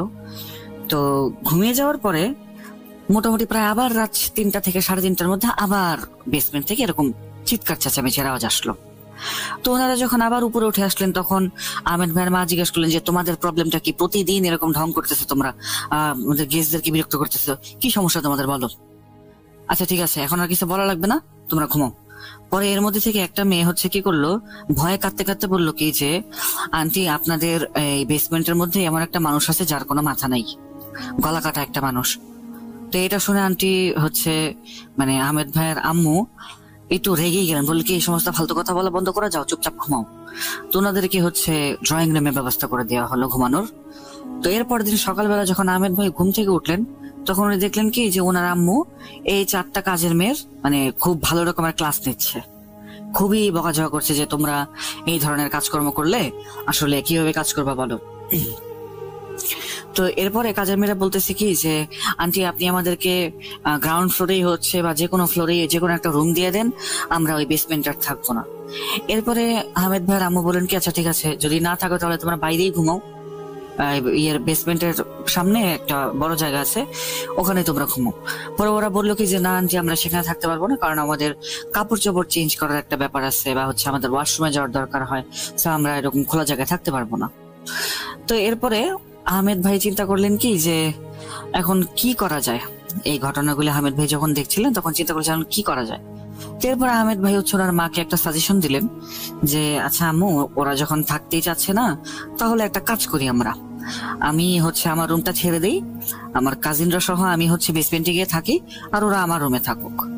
তো আহমেদ ভাইয়ের আম্মু রাজি হলেন, বললেন যে আচ্ছা ঠিক আছে, বেটার সলিউশন। তো এরপরে এটাই ডিসাইড হলো যে আহমেদ ভাই তার 7 জন কাজিন মানে টোটাল 8 জন মিলে থাকবেন বেসমেন্টে এবং এই 4টা কাজের মেয়ে থাকবে আহমেদ ভাইয়ের রুমে। তো প্রথম দিন এরপর দিন কোনো ধরনের সেদিন আসলে যখন ওনারা বেসমেন্টের দিকে যায় থাকার জন্য, সেদিন আসলে কোনো একটা সমস্যা হয়নি রাতের বেলা। তো এর মাঝখানে 1-2 দিন কেটে যায়, আহমেদ ভাই হচ্ছে বোনের বিয়েতে ব্যস্ত হয়ে যান, বিভিন্ন সময় বিভিন্ন জিনিসপত্র আনার প্রয়োজন হয় বা হচ্ছে ওনার বোনের কিছু কিছু জিনিস প্রয়োজন হয়, কাজিনরা সবাই খুব ব্যস্ত। তো আস্তে আস্তে ওই বেসমেন্টে থাকার সময় কাজিনরা এবং আহমেদ ভাই খেয়াল করতে লাগলেন যে দিনের বেলা তো ঠিক আছে, কোনো সমস্যা নেই, কিন্তু সন্ধে হতে লাগলেই সেই বেসমেন্টটার পরিবেশটা কেমন যেন ভীতিকর হয়ে যায়। মানে ঠান্ডা ঠান্ডা একটা পরিবেশ, মানে কিরকম একটা ছমছমে ভাব চলে আসে। ওনাদের বেসমেন্টে 3টা রুম ছিল এবং বেসমেন্টটা ছিল খুবই আলিশান। ওখানে টিভি ছিল, কম্পিউটার ছিল, সাউন্ড সিস্টেম ছিল, সবই খুব সুন্দর মতোই ছিল, মানে খুব সাজানো গোছানো আসবাবপত্র দিয়ে 3টে রুম ছিল। তো ওনারা 8 জন কাজিন 3 রুমে ভাগ করে থাকতেন, এক রুমে 3 জন, এক রুমে 3 জন, বাকি এক রুমে হচ্ছে 2 জন, এরকম করে ওনারা থাকতেন। তো এরকম মনে হতে থাকলো যে হচ্ছে হয়তোবা এই মেয়েগুলি তাদের মাথায় এরকম কিছু একটা ঢুকিয়ে দিয়েছে, যেই কারণে হচ্ছে তাদের একটু একটু ভয় টয় লাগে। তো ওনারা খুব বেশি একটা পাত্তা দেন না এই বিষয়টাতে। এরপর একদিন রাতের বেলা আহমেদ ভাই যে রুমে ঘুমান সেই রুমে হচ্ছে ওনার আরো 2 জন কাজিন থাকে। ওই রুমে আবার বেড হচ্ছে একটা ছিল ডাবল বেড এবং ওনাদের থাকা সুবিধার্থে একটা সিঙ্গেল বেডও আনা হয়েছিল। তো রাতের বেলা ওনারা ঘুমাচ্ছেন, এক বেডে 2 জন মানে আহমেদ ভাই এবং ওনার কাজিন, এবং আরেক বেডে সিঙ্গেল বেডে ওনার একজন সিঙ্গেল কাজিন ঘুমাচ্ছে। তো এমন সময় লাইট চলে গেল বা বিদ্যুৎ চলে গেল, লোডশেডিং হলো। আহমেদ ভাই নিজের ফোনটা খোঁজার চেষ্টা করছেন যে ফোনের লাইট জ্বালাই দেখি কোনো মোমবাতি পাওয়া যায় কিনা। তো ওনার আবার এটাও রাগ উঠছিল যে কারেন্ট চলে গেল অথচ হচ্ছে আমাদের সিকিউরিটি গার্ড জেনারেটর এখন অন করে না। এই চিন্তা করতে করতে উনি ওনার মোবাইল খুঁজতেছেন তখন ওনার হাতে একটা হাত পড়লো। মানে উনি যখন হাত দিয়ে খুঁজতেছেন তখন ওনার হাতটা অন্য একটা হাতে গিয়ে পড়লো। উনি চিন্তা করলেন কি যে এটা হয়তো ওনার কাজিনের হাত, যিনি হচ্ছে ওনার পাশে ঘুমিয়েছেন। তো এরপরে কিছুক্ষণ উনি হাতটা সরিয়ে দিলেন এবং সরিয়ে দেওয়ার পরে কিছুক্ষণ খোঁজার পরে উনি মোবাইলটা ওনার বালিশের নিচে পেলেন। এবং যখন উনি মোবাইলটা হচ্ছে টর্চ অন করলেন তখন তিনি দেখলেন কি ওনার পাশে ওনার কাজিন নাই। তো উনি একটু কিছুটা চিৎকার দিয়ে উঠলেন, কাজিনের নাম ধরে চিৎকার দিয়ে উঠলেন যে এই তুই কই গেলি, বিছানার মধ্যে নাই বা রুমের মধ্যে নাই, কি সমস্যা, কই গেলি। তো উনি এই কথা বলার সাথে সাথে না লোডশেডিংটা মানে চলে যায়, মানে কারেন্ট চলে আসে। কারেন্ট চলে আসার পর উনি দেখলেন কি ওনার কাজিন হচ্ছে কি যে কাজিন ওনার সাথে ঘুমাচ্ছিলেন উনি গিয়ে সোফাতে ঘুমিয়ে আছে। তো উনি ওনার কাজিনকে হাত ডাক দিয়ে উঠালেন যে কি ব্যাপার, তুই সোফায় কেন ঘুমাইছিস। তো ওনার কাজিন বললো কি যে রাতের বেলা ভাই তুই অনেক হচ্ছে নাড়াচাড়া করতেছিলি আর কিক মারতেছিলি মাঝে মাঝে, এই কারণে হচ্ছে আমি ওখানে গিয়ে ঘুমাইছি। তো আহমেদ ভাই চিন্তা করলেন কি যে আমার কাজিন যদি হচ্ছে সোফাতে ঘুমায়, আরেকজন যদি আরেক সিঙ্গেল বেডে ঘুমায়, তাহলে আমার হাত কার হাতের উপরে পড়লো, নাকি এটা আমার মনের কোনো ভুল। তো উনি এই বিষয়টা আর হচ্ছে ওনার কাজিনদের সাথে শেয়ার করেন নাই। তো সেদিনের মতো দিন কেটে গেল। এরপর দিন যখন ওনারা রুমে ঘুমাচ্ছেন ওই টাইমে হঠাৎ করে আহমেদ ভাই বুঝলেন কি যে ওনার পেছনে ঘুমানোর সময় কেউ একজন মানে ঘুমের মধ্যে কেউ একজন ওনাকে লাথি মেরে বিছানা থেকে ফেলে দিয়েছে। তো উনি হচ্ছে ঘুম থেকে উঠলেন, উঠে হচ্ছে চিৎকার চেঁচামেচি শুরু করলেন, যাই কে লাথি মারছিস আমাকে। কিন্তু দেখলেন কি যে ওনার বাকি 2 জন কাজিন সুন্দর একবার আরামসে নাক ডেকে ঘুমাচ্ছে। উনি চিন্তা করলেন কি যে এরা কি আমার সাথে কোনো মজা করতেছে নাকি, এখন ঘুমের ভান ধরছে। তো এই চিন্তা করার পর উনি কি করলেন, বেডের পাশে থাকা টেবিলের মধ্যে থেকে নিয়ে পানির বোতলটা নিয়ে 2 জনের গায়ে পানি ঢেলে দিলেন। তো ওরা মানে হড়বড় করে ঘুম থেকে উঠে বললো যে কি রে আহমেদ, তুই কি ফাইজলামি শুরু করছিস নাকি? রাত্রের বেলা কি সমস্যা তোর, পানি দিবি কি কারণে গায়ের ভেতরে? তো এরপরে উনি ওনার কাজিনদেরকে বললো কি যে আমাকে লাথি কেন মারলি? তো ওনার কাজিনরা বললো কি যে না, কেউ তো লাথি মারি নেই, কি সমস্যা ভাই, বুঝলাম না তো। এরপরে একটা হাসি মজা করলো সবাই, পানি দিয়ে আবার আহমেদ ভাইকে ভিজিয়ে দিলেন ওনারা। এরপর আহমেদ ভাই একটু সিরিয়াস হয়ে বললেন কি আচ্ছা ঠিক আছে, তোমরা তোমার মা বাবার নামে কসম খাও যে তোমরা আমাকে কেউ লাথি মারো নাই। তারপরে ওনারা মা বাবার কসমও কাটলেন। কিন্তু আহমেদ ভাই চিন্তা করলেন কি বন্ধু বান্ধব বা কাজিনেরা আসলে কসম কাটলেও এটা কতটুকু ক্রেডিবিলিটি থাকে। যাই হোক, সেদিন উনি আর এই বিষয়টা খুব বেশি একটা পাত্তা দেন নাই। তো পরদিন উনি উপরের রুম থেকে বেসমেন্টের দিকে সিঁড়িতে নামছেন। এমন সময় উনি যখন শেষ সিঁড়িতে আছেন, নিচের দিকে আসার একবারে শেষ সিঁড়ি, তখন উনি ঠিক একইভাবে ওনাকে আবার পেছন থেকে কেউ লাথি মারে। তো ওনার ভাগ্যটা খুব ভালো যে উনি শেষ সিঁড়িতে ছিলেন তখন, কারণ যদি উপরের দিকে সিঁড়িতে থাকতেন উনি, তাহলে খুব বড় ধরনের একটা অ্যাক্সিডেন্ট হতে পারতো। তো উনি এবার কিছুটা ভয় পেয়ে বেসমেন্ট থেকে চলে যান এবং ওনার মাকে সবগুলি বিষয়ে জানান। ওনার মা বলেন কি যে দেখ, তোর বোনের এখন বিয়ে, এগুলো আসলে কিছু না, এটা আসলে তোর মানে ওই মেয়েগুলি তোর মাথায় এগুলো ঢুকাইছে, তো এই কারণে তুই ভয় পাচ্ছিস, চিন্তা করিস না, এগুলো কিচ্ছু না, টেনশনের কিছু নেই, এগুলি কাউকে বলবি না, নাহলে হইতেছে বিয়ের সময় ওই মেহমানরা পরে চলে যাবে ভয়ে, বিয়েটা কিন্তু নষ্ট হবে, শুধু শুধু ঝামেলা করিস না বাবা। তো উনিও আসলে আর এই বিষয়গুলি নিয়ে না ওনার কাজিনদের মধ্যে না আত্মীয় স্বজন বা মেহমান কারোর সাথে উনি কোনো কথা বলেন নাই। এরপর দিন উনি যখন রাতের বেলা ঘুমাচ্ছেন, সেই টাইমে উনি দেখলেন কি যে ওনার রুমে নক হয়েছে। তো উনি নকটা শোনার পরে দরজাটা খুলে দেখেন কি পাশের রুম থেকে ওনার 3 জন কাজিন এসে ওনাকে বলছেন কি যে আহমেদ দেখ, আমাদের রুমে কিরকম ভয়ানক একটা কালো বিড়াল। তুমি বলেন কি হ্যাঁ কালো বিড়াল, ভয়ানক কালো বিড়াল মানে, চল তো দেখি। তো উনি যখন রুমের দরজাটা খুললেন তখন ওনার কাজিনরা আঙ্গুল দিয়ে দেখালেন কি ওই যে দেখ, কিন্তু আহমেদ ভাই সেখানে কিছুই দেখতে পেলেন না। এরপর ওনার কাজিনরাও বলেন কি যে কোথায় গেল এই বিড়াল, এই রুমের সমস্ত দরজা জানালা সব বন্ধ করা, আর বিড়ালটা ওইখানে ছিল জন্য আমরা দরজা লক করে বের হইলাম যেন বিড়ালটা বের হইতে না পারে, তো বিড়াল কোথায় গেল? আহমেদ ভাই বলেন কি যে তোমরা হয়তো বা ভুল দেখছো, আর বিড়াল আসলেই বাকি, বেসমেন্টে কি বিড়াল আসতে পারে না? বিড়াল তো মানুষের বাসায় ঢুকতেই পারে, তাতে কি হয়েছে, এত ভয় পাওয়ার কি আছে? এরপর আহমেদ ভাইয়ের একজন কাজিন বললো কি দেখ আহমেদ, বিড়াল তো আসতেই পারে, কিন্তু ঘটনা যে বিড়াল আসলে রুমের দরজা জানালা সব যদি বন্ধ থাকে আর আমরা যদি দরজাটা বন্ধ করে যাই, তাহলে বিড়াল কই গেল? তো আহমেদ ভাই বলেন কি যে এগুলো নিয়ে চিন্তা করার কিছু নাই, বিড়াল আসতেই পারে, বিড়াল কোনোভাবে যাইতেও পারে, বিড়াল যেহেতু একটা ফ্লেক্সিবল প্রাণী, ফ্র্যাজাইল অনেক, সেই ক্ষেত্রে হয়তো বা কোনো একটা চিপা চাপাতে পালাই গেছে, এটা নিয়ে ভাবার কিছু নেই। তো কিন্তু আহমেদ ভাই মনে মনে এটাও চিন্তা করছিলেন, উপরের দিক দিয়ে সাহস দেখালো, উনি এটাও ভাবছিলেন যে আসলে ওনার কাজিন যেই কথাগুলো বলছেন, কাজিনরা আসলে ওনারা হয়তোবা মিথ্যা কথা বলছেন না। উনি নিজেও মনে মনে ভয় পাচ্ছিলেন। এরপর দিন রাতের বেলা উনি হঠাৎ করে বাহিরে শুনলেন কি রুমের বাইরে থেকে দৌড়ে কারো চলে যাওয়ার আওয়াজ, মোটামুটি প্রায় 5-6 জন মানুষ দৌড়ে চলে যাওয়ার আওয়াজ। তো উনি যখন ঘুম থেকে উঠে দরজাটা খুললেন তখন দেখলেন কি ওনার 5 জন কাজিন সিঁড়ি বেয়ে উপরের দিকে দৌড়ে উঠে যাচ্ছে। তো উনি কি করলেন, ওনার কাজিনদেরকে থামানোর চেষ্টা করলেন। থামানোর চেষ্টা করতেই বাকি 2 জন কাজিন যারা ঘুমাচ্ছিলেন ওনারা উঠে আসলেন, বলেন কি হয়েছে? তো ওনারা যখন বাহিরে দাঁড়ালেন 3 জন একসাথে, তখন দেখলেন কি সেই যে 3 জন কাজিন যে রুমটার ভেতরে থাকতো সেই রুমের দরজাটা অটোমেটিক বন্ধ হচ্ছে এবং অটোমেটিক খুলছে। হয়তোবা অশরীরী কোনো জীব বা সৃষ্টির কোনো কিছু একটা সেই দরজাটাকে জোরে ধাক্কা দিচ্ছে বা লাথি দিয়ে খুলছে বা আবার লাগাচ্ছে, মানে খুবই ধামাকাদার শব্দ হচ্ছিল, একদম মানে মারাত্মক দরজা লাগানোর শব্দ, ধুমধাম শব্দ। তো এটা দেখার পরে ওনারাও 3 জন ভয়ে ওই কাজিনদের পিছু নেন। তো উপরে আসার পরে উনি যখন ওনাদের 5 জন কাজিনকে জিজ্ঞেস করলেন যে ভাই কি হয়েছে, তোমরা এইভাবে চলে আসলা কি কারণে?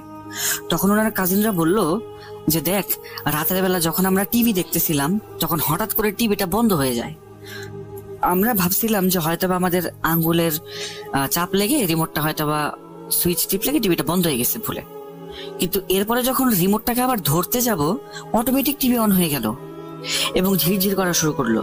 আবার যখন রিমোটটা নিয়ে টিপ দিয়ে এখন আর টিভি বন্ধ হয় না, রিমোটটা রাখার পরে বন্ধ হয়ে গেল। রিমোটটা হাতে নেওয়ার পরে আবার টিভি অটোমেটিক চালু হয়ে গেল। মানে টিভি রিমোটের সুইচ আমাদের কোনো হাতই নাই। এরপর রিমোটটা ম্যাল ফাংশন হয়েছে চিন্তা করার জন্য আমরা কি করলাম, রিমোটের ব্যাটারি খুলে দিলাম। ব্যাটারি খুলে দেওয়ার পরে একই অবস্থা। তারপরে হঠাৎ করে কি হলো, মনে হলো কি যে ওয়াশরুমের দরজা থেকেও ওয়াশরুমের ভেতর থেকে নক করছে, অথচ আমরা তিনজনই কিন্তু রুমের ভেতরে। তাহলে দরজার মধ্যে কে নক করছে? হঠাৎ করে নক করতে করতে নকটা এতই বাড়লো, আমি সেই দরজাটা যখন বাথরুমের দরজাটা খুললাম তখন দেখলাম কি একটা মানুষ বেরোয় আসতেছে ওয়াশরুম থেকে। কিন্তু ভাই বিশ্বাস কর, মানুষটার কোনো মাথা নাই, মাথা কাটা মানুষ। এই কথা শোনার পরে আহমেদ ভাই ভয়ে একদম জড়সড় হয়ে যান, এবং উনি যখন কোনো কিছু বলতে যাবেন এমন টাইমে ওনাদের ড্রয়িং রুমে, যেই রুমে তারা আশ্রয় নিয়েছিলেন, ড্রয়িং রুমের দরজাটা বন্ধ করে ওনারা রুমের ভেতরে চলে এসেছিলেন সবাই, সেই ড্রয়িং রুমের দরজার মধ্যে নক নকের আওয়াজ। তো উনি যখন শুনলেন নক নকের আওয়াজ তখন উনি চিন্তা করলেন কি যে আমাদের হয়তোবা শোরগোল শুনে কোনো মেহমান হয়তোবা ঘুম থেকে উঠেছেন, বা হচ্ছে ওনার আম্মুই হয়তোবা ঘুম থেকে উঠেছেন। উনি বাইরে থেকে আওয়াজ দেন যে আচ্ছা ঠিক নক করতে হবে না, আসতেছি। কিন্তু উনি কথা বলার পরেও দরজার মধ্যে নক হতে শুরু করলো, মানে নকটা থামলোই না। তো উনি নক হচ্ছে এমন টাইমেই দরজাটা খুলছেন, মানে ফ্র্যাকশন অফ সেকেন্ডের একটা ডিফারেন্স। দরজাটা খোলার পর উনি সেখানে আর কাউকে দেখেন না, কিন্তু উনি দেখেন যে করিডোর দিয়ে একটা মানুষ হেঁটে যাচ্ছে যার কোনো মাথা নাই।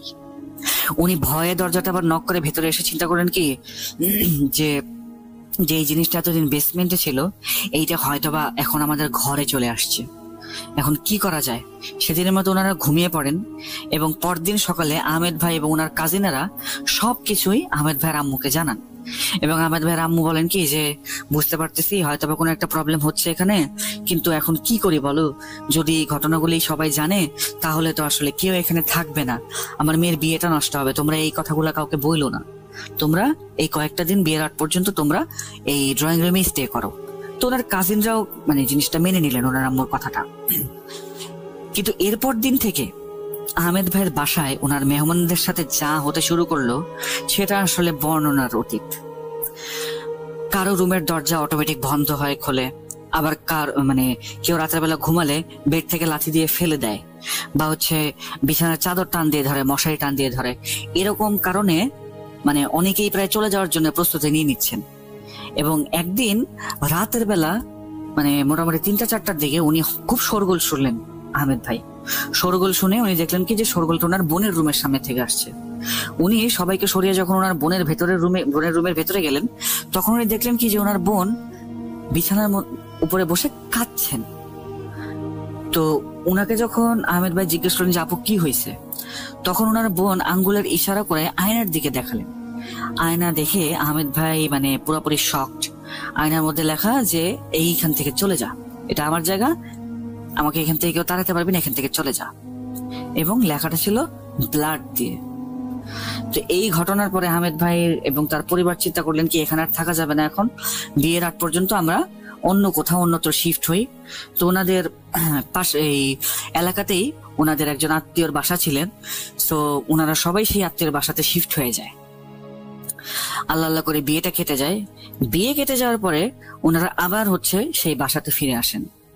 একটা জিনিস আপনারা চিন্তা করেন প্রিয় লিসেনার্স, যে এত এত মেহমান থাকার পরেও যেই বাসাতে এত এত ঘটনা ঘটে, সেই বাসাতে যখন একটা ফ্যামিলির মাত্র 3 থেকে 4 জন মেম্বার থাকে তখন তাহলে কি হতে পারে। প্রতিদিনের যন্ত্রণা, দরজা ধাক্কা, তারপরে আয়নার মধ্যে দেয়ালের লেখন, বা হচ্ছে রাতের বেলা বিড়াল কুকুরের চিৎকারের আওয়াজ, বেসমেন্ট থেকে কোনো পুরুষ মানুষের চিৎকারের আওয়াজ, আর হচ্ছে রুমের দরজা খোলা থাকলে রাতের বেলা দেখা যায় রুমের সামনে থেকে মানে গলা কাটা কোনো একটা মানুষ হেঁটে যাচ্ছে। এই ধরনের ভয়ভীতিতে ওনারা আর সাধারণত থাকতে পারলেন না সেই বাসাতে। ওনারা চিন্তা করলেন অন্যত্র মানে খুবই দ্রুত এখান থেকে চলে যেতে হবে। তো উইদিন আ মান্থ ওনারা কি করলেন, সেই বাসাটা ছেড়ে দিলেন, ছেড়ে দিয়ে অন্যত্র চলে গেলেন।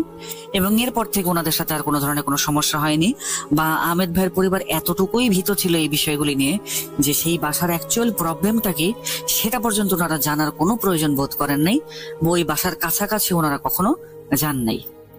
তো প্রিয় শ্রোতা বন্ধুরা, এটাই ছিল আপনাদের জন্য আমার কালেক্ট করা আজকের ঘটনা। যদি ভালো লেগে থাকে তাহলে আপনাদের সকলের কাছে আমি কৃতজ্ঞ, আর ভালো না লাগলে আমি সকলের কাছে ক্ষমা প্রার্থী।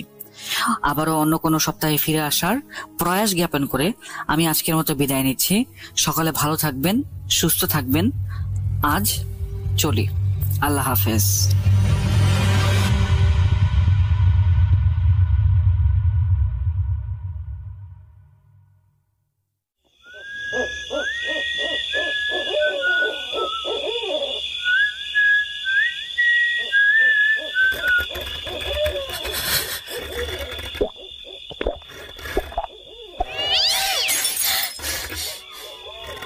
আজ আবার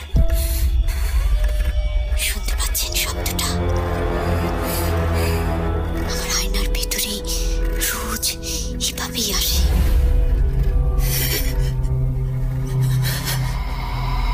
Bhoot.com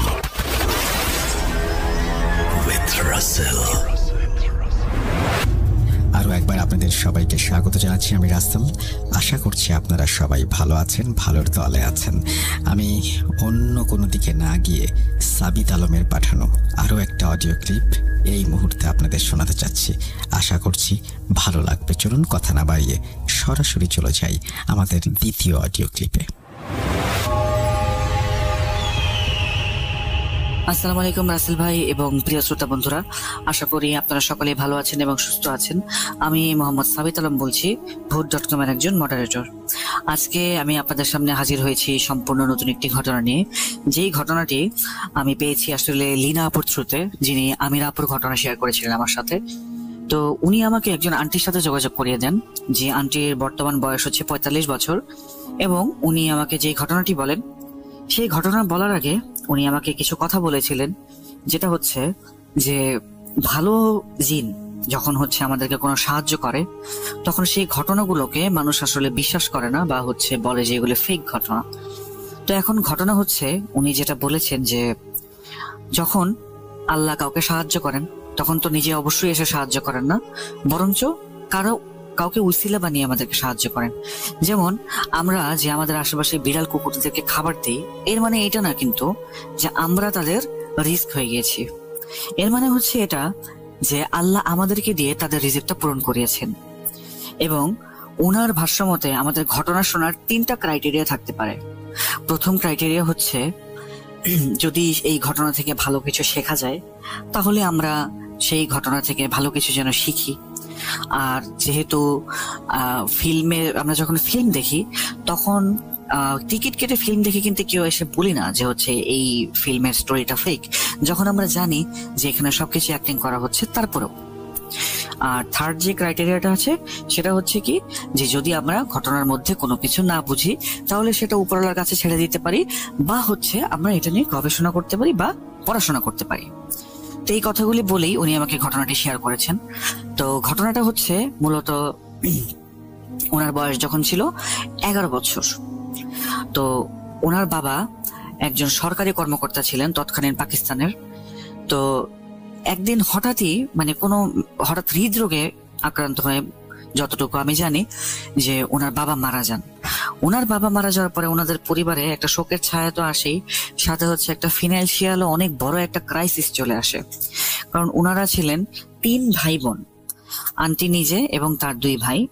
আন্টির নাম হচ্ছে আফরিন আন্টি। তো আফরিন আন্টি তখন হচ্ছে ওনার মায়ের অবস্থা এতই খারাপ হয়ে যায় যে উনি আসলে একা একা এই সংসারটার ভার বহন করতে পারছিলেন না। উনি তো সেলাই কর্ম বা হচ্ছে বাচ্চাদের টিউশন পড়িয়ে কিছু টাকা আয় করছিলেন, কিন্তু সেটাও আসলে এনাফ হচ্ছিল না। তো আফরিন আন্টির নানি ছিলেন, উনি হচ্ছে অন্য শহরেই থাকতেন। তো উনি ওনারা একটা নিজেদের পৈতৃক একটা হাভেলি ছিল আর কি, বা হচ্ছে ম্যানশন ছিল, সেই ম্যানশনে ওনারা থাকতেন। তো উনি অনেকবার বলেছেন আফরিন আন্টিকে যে মা দেখো, তোমরা ছেলে মেয়ে নিয়ে তুমি এখানে থাকো, সমস্যা তো নেই। কিন্তু আন্টি আসলে আত্মসম্মানের জন্য উনি আসলে তৎক্ষণাৎ সেখানে যাননি। কিন্তু হঠাৎ যখন হচ্ছে আফরিন আন্টির নানা ভাই মারা যান, তখন ওনারা গিয়ে আফরিন আন্টির নানির সাথে গিয়ে শিফট হন।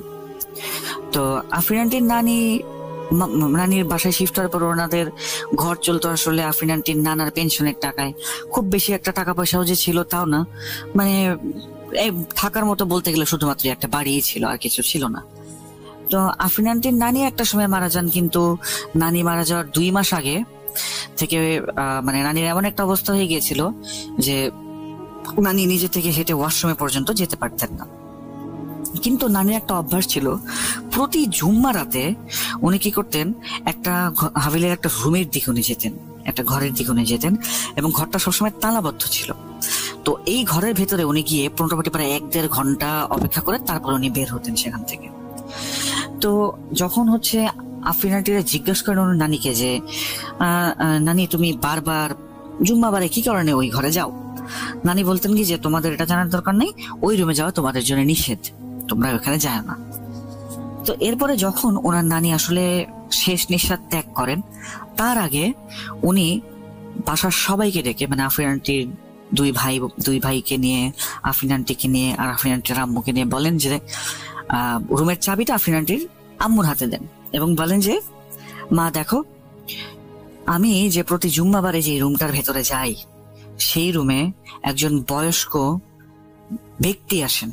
এখন কে আসেন সেটা আমি বলতে পারবো না তোমাকে, বয়স্ক একজন ব্যক্তি আসেন, পরহেজগার একজন ব্যক্তি, এবং রুমের ভেতরে একটা বাতি জ্বালানো আছে, দিয়া বাতি আর কি।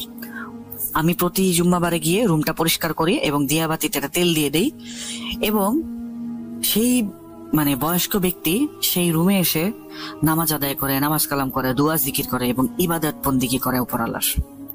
তো তোমাকে একটা কাজ দিয়ে যে আমার মৃত্যুর আগে প্রতি জুম্মাবার রাতের বেলা তুমি সেই রুমে যাবা, রুমটাকে পরিষ্কার করবা এবং দিয়া বাতিতে তেল দিবা। তখন আফরিন আন্টির আম্মু জিজ্ঞেস করে যে মা, তুমি না হয় শুধু শুক্রবারে দিয়াতে তেল দাও, তাহলে বাকি 7 দিন কিভাবে চলে? তখন আফরিন আন্টির নানি বলেন কি যে মা, আসলে এটা উপরওয়ালাই জ্বালায় দেয়, নাকি হচ্ছে এখানে আল্লাহর কোনো রহমত কুদরত থাকে যে হচ্ছে তেলটা শেষ হয় না, আমি জানি না, তবে আমার কথাটা মাইনো। কিন্তু আফরিন আন্টির মা হচ্ছে জিনিসটাকে হাসি মজায় নিয়ে ফেলছে যে এরকম হয় নাকি, বাচ্চারাও আসলে তেমন কিছু একটা বিশ্বাস করে নাই। তো ওনার মানে আফরিন আন্টির নানি মারা যান। মারা যাওয়ার পরে হচ্ছে ওনারা এই মারা যাওয়ার 2-3 মাস পার হয়ে যায়, কিন্তু ওনারা আর সেই রুমের মধ্যে কোনো দিয়া জ্বালান না, ওই রুমটার খোলাই হয়নি, কখনো পরিষ্কারই করা হয়নি। তো এর মধ্যে উনি ঘরের ভিতরে শুনতে পান আফরিন আন্টি যে মাঝে মাঝে উপরতলা থেকে কেউ হচ্ছে জোরে জোরে লাফাচ্ছে বা অনেক অনেক মানুষ একসাথে ছাদে হাঁটছে, এমন শব্দ শোনা যায়। তো একদিন হচ্ছে আফরিন আন্টি এবং তার এক ভাই দুজন বসেছিলেন হচ্ছে ড্রয়িং রুমে। এমন সময় একটা সিঁড়ির পাশ থেকে কারো পড়ে যাওয়ার খুব বড় একটা শব্দ আসলো এবং ওনার আরেকটা যে ভাই ছিল, ভাইয়ের চিৎকার আসলো। আফরিন চিন্তা করলেন যে আল্লাহ না করে আমার ভাইয়ের সাথে নিয়ে আবার কোনো কিছু হয়ে গেল, আমার ভাই কি আবার পড়ে গেল নাকি, সিঁড়ি থেকে ব্যথা পাইলো কিনা। তো উনি এই চিন্তা করে কি করলেন, চলে গেলেন হচ্ছে সিঁড়ির কাছে। কিন্তু সিঁড়ির কাছে উনি দেখলেন কি ওনার ভাই হচ্ছে সহি সালামতি নামতেছে। তো ওনার ভাই ওনাদেরকে দেখে জিজ্ঞেস করছেন কি ব্যাপার, তোমরা সবাই এরকম সিঁড়ির কাছে কি কারণে দাঁড়ায় আছো? তো আফরিন আন্টি বলেন কি তুমি কি পড়ে যাও নাই, মানে চিৎকারটা কি তুমি দিছিলা? উনি বললেন যে না, আমি তো কোনো চিৎকার দিই নাই, কিন্তু তোমরা হয়তো বা ভুল শুনছো।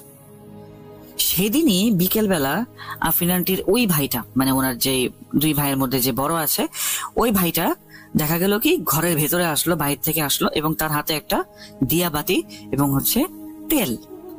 তো ওনাকে এই অবস্থা দেখে ওনার আম্মু বলেন কি যে ঘরের এরকম অবস্থা, খরচা চলে না, খাওয়া দাওয়া চলে না, আর তুই এগুলা ফালতু খরচ করতেছিস কি কারণে? তখন আফরিন আন্টির ভাই বললেন কি যে মা, তুমি এটা কি বলতেছো, তুমি তো নিজেই আমাকে তেল আনতে বলছো, দিয়ে বাতি আনতে বলছো, তাহলে তুমি এখন আমাকে বকতেছো কি কারণে? তো ওনার মা কি করলেন, আফরিন আন্টির ভাইকে জোরে একটা থাপ্পড় মারলেন। থাপ্পড় মেরে বললেন কি যে তুই খরচ করছিস তো ঠিক আছে, বাসার অবস্থা চিন্তা করতেছ না ঠিক আছে, কিন্তু তুই মিথ্যা কথাও বলতে শিখে গেছিস, এখন যা এখান থেকে, তুই আমার চোখের সামনে থেকে যা। তো ওনার ভাই তখন সেখান থেকে চলে গেলেন। আফরিন আন্টি ওনার ভাইয়ের পেছন পেছন গিয়ে জিজ্ঞেস করলেন কি, ভাই তুই এই দিয়া বাতি আর তেল কেন আনছিস বল? ওনার ভাই বলল যে হচ্ছে আপু, আম্মু আমাকে নিজে আনতে বলছে। পর আফরিন আন্টি জিজ্ঞেস করলেন যে কখন? পর বললো কি আজকে বিকালের আগে দিয়ে আম্মুকে দেখলাম ওই ঘরের রুম থেকে বেরোচ্ছে, যে রুমটা তালা দেওয়া, ওই রুম থেকে বেরোচ্ছে এবং বেরোর পরে আমাকে বলতেছে কি টাকা দিয়ে বলতেছে তুই দিয়া বাতি আর হচ্ছে এই তেল নিয়ে আয়। তো আমি এই কারণেই গেছিলাম। তো এরপরে মানে আফরিন আন্টি চিন্তা করলেন যে হয়তোবা এখানে কেউ আছে যে হচ্ছে আসলেই হয়তোবা কেউ এখানে মজুদ আছে যে এই দিয়া বাতিটাকে জ্বালানোর কথা বলতেছে, ইশারা দিচ্ছে হয়তোবা। তো এরপরে একদিন রাতের বেলা আফরিন আন্টি ওয়াশরুমে গেলেন। তো ওয়াশরুমে যাওয়ার পথে উনি দেখলেন কি ওই যে বন্ধ রুমটা আছে সেই রুমের নিচ দিয়ে হলুদ কালারের আগুনের আলো আসতেছে। উনি চিন্তা করলেন কি ব্যাপার, 3-4 মাস হয়ে গেল এই রুমে কেউ যায় না। এই রুমের ভিতর থেকে এরকম আগুনের আলো কিভাবে আসে, দিয়া কিভাবে জ্বলতেছে এতক্ষণ পর্যন্ত বা এতদিন পর্যন্ত? উনি কিছু বুঝতে পারলেন না। উনি যখন ওয়াশরুমে গেলেন এবং ফেরত যখন আসছেন, তখন দেখলেন কি সাদা কালারের একটা কুণ্ডলীর মতো কিছু সেই রুমে প্রবেশ করছে। উনি তো কিছুটা ভয় পেয়ে যান এবং উনি তখন চিন্তা করেন কি যে আল্লাহ, এখন এটা কি না জানি। এই কথা চিন্তা করে উনি সেদিনের মতো রুমে চলে গেলেন। এরপরে ওনাদের দিন আস্তে আস্তে এত কষ্টে কাটতে লাগলো যে ওনাদের খাবার দাবার আর জোগাড় হওয়া সম্ভব হচ্ছিল না। পাড়া প্রতিবেশীরাই ওনাকে খাবার দিতেন, ওনাদের পরিবারকে। ওনার আম্মুর হচ্ছে যদি কোনো স্কুলে চাকরিও হতো, যেহেতু উনি ভালো শিক্ষিত ছিলেন, কোন স্কুলে চাকরি হলো 4-5 দিনের বেশি ওনাকে জবে কেউই রাখতেন না। তো পরিবারের অবস্থা খুবই খারাপ, খাবার দাবার জোটে না, কারেন্ট কেটে দেওয়া হয়েছে, ঘরের পানির লাইন পর্যন্ত কাটা হয়ে গেছে। তো এখন ওনারা কি করবেন ওনারা বুঝতে পারতেছিলেন না। তো একদিন হচ্ছে আফরিন আন্টির আম্মু যে কোনো একটা স্কুলে চাকরির জন্য ইন্টারভিউ দেওয়ার জন্য গেলেন এবং আফরিন আন্টির ভাইরা ছিলেন প্রতিবেশীর বাসায়, যেখানে তাদেরকে ফ্রি কোরআন শিক্ষা দেওয়া হচ্ছিল। তো উনি কি করলেন, চিন্তা করেন কি ওই ঘরটাতে একবার গিয়েই দেখি। উনি আফরিন আন্টির আম্মু যাওয়ার পরে আলমারি থেকে চাবি বের করলেন। চাবি বের করে ঘরের তালাটা খুলে ঘরের ভিতরে যখন উনি ঢুকলেন, তখন উনি দেখলেন কি ঘরটা খুবই ঠান্ডা, এত সুন্দর ঠান্ডা, মনে হচ্ছিল যে ঘরের ভেতরে কেউ এসি ছেড়ে রেখে দিয়েছে। তো এরপর উনি দেখলেন কি যে দিয়াবাতিটাও আসলেই জ্বলতেছে। 3-4 মাস হয়ে গেছে দিয়াবাতি কিভাবে জ্বলে। উনি দেখলেন কি দিয়াবাতির তেলটা অর্ধেক হয়ে গেছে প্রায়। উনি কি করলেন, দেখলেন যে দিয়াবাতির পাশে একটা তেলের শিশি রাখা আছে। উনি সেই শিশি থেকে তেল নিয়ে দিয়াবাতিটার তেলটাকে ভরে দিলেন, ভরপুর করে কানে কানে ভরপুর করে দিলেন। এরপর উনি কি করলেন, রুমটাকে পরিষ্কার করলেন। পরিষ্কার করার পরে উনি হচ্ছে ওনার আম্মুর একটা পারফিউম নিয়ে সেই রুমটার মধ্যে মেরে রুমটাকে হচ্ছে একটু সুন্দর সাজিয়ে গুজিয়ে উনি রুমটাতে 2 রাকাত নফল নামাজ আদায় করলেন। এবং নফল নামাজ আদায় করার সময় উনি হচ্ছে খুবই কষ্টে আল্লাহকে বললেন যে হে আল্লাহ, যদি এখানে কেউ থেকে থাকে তাহলে তুমি তাকে উসিলা করো, দয়া করে তোমার রহমত আমাদের উপরে দাও, তোমার রহমতকে উসিলা করে আমাদের এই সমস্যাগুলির সমাধান করে দাও, আমার আম্মুর একটা চাকরি দিয়ে দাও, আমাদের থাকা খাওয়ার ব্যবস্থা ঠিক মতো করে দাও, যেন আমাদের জীবনে কষ্ট করতে না হয়, খুবই কষ্টে আছি আমরা। উনি খুব উচ্চ স্বরেই দোয়াগুলি করছিলেন এবং যখন উনি আমিন বলবেন তখন ওনার সাথে সাথে আরেকজন ব্যক্তি উনি শুনলেন কি ওনার পেছন থেকে কেউ আমিন বলল, ওনার আমিন বলার একটু আগেই। তো আফরিন আন্টি ভয় পেয়ে গেলেন। উনি ভয় পেয়ে দৌড়ে রুম থেকে বেরিয়ে চলে আসলেন এবং বেরিয়ে চলে গিয়ে উনি কি করলেন, সেই প্রতিবেশীর বাসায় চলে গেলেন যেখানে ওনার ভাইয়েরা কোরআন শিক্ষা নিচ্ছিলেন। তো সেই আন্টি দেখলেন আফরিন আন্টি হচ্ছে হাঁপাচ্ছে একবারে। তো আন্টি জিজ্ঞেস করেন, মা কি হয়েছে তোমার, তুমি এরকম হাঁপাচ্ছ কি কারণে, হাঁপাইতেছো কি কারণে, কি প্রবলেম হয়েছে বলো। উনি তখন আর কিছু বলেন নাই সেই প্রতিবেশী আন্টিকে। তো কিছুক্ষণ পরে ওনার মা ফেরত আসলেন, আফরিন আন্টির মা, এবং আফরিন আন্টির মায়ের মুখে ছিল তখন খুবই সুন্দর একটা হাসি এবং ওনার হাতে ছিল খাবারের একটা ব্যাগ। এরকম ভালো খাবার ওনারা অনেক দিন ধরে খাননি, প্রায় মাস বছর হয়ে গেছে। উনি তখন আফরিন আন্টিদের বললেন কি যে মা দেখো, আমার একটা খুব ভালো জায়গায় চাকরি হয়েছে এবং যে স্কুলে আমার চাকরি হয়েছে সেই স্কুলের টিচারদেরকে ফ্রিতে নাস্তাও দেওয়া হয় এবং আমার যেহেতু ক্ষুধা ছিল না, আমি তোমাদের জন্য এই নাস্তাগুলো নিয়ে আসছি, তোমরা খাও। এবং আমার বেতনটাও খুব ভালো, চিন্তার কোনো কারণ নাই।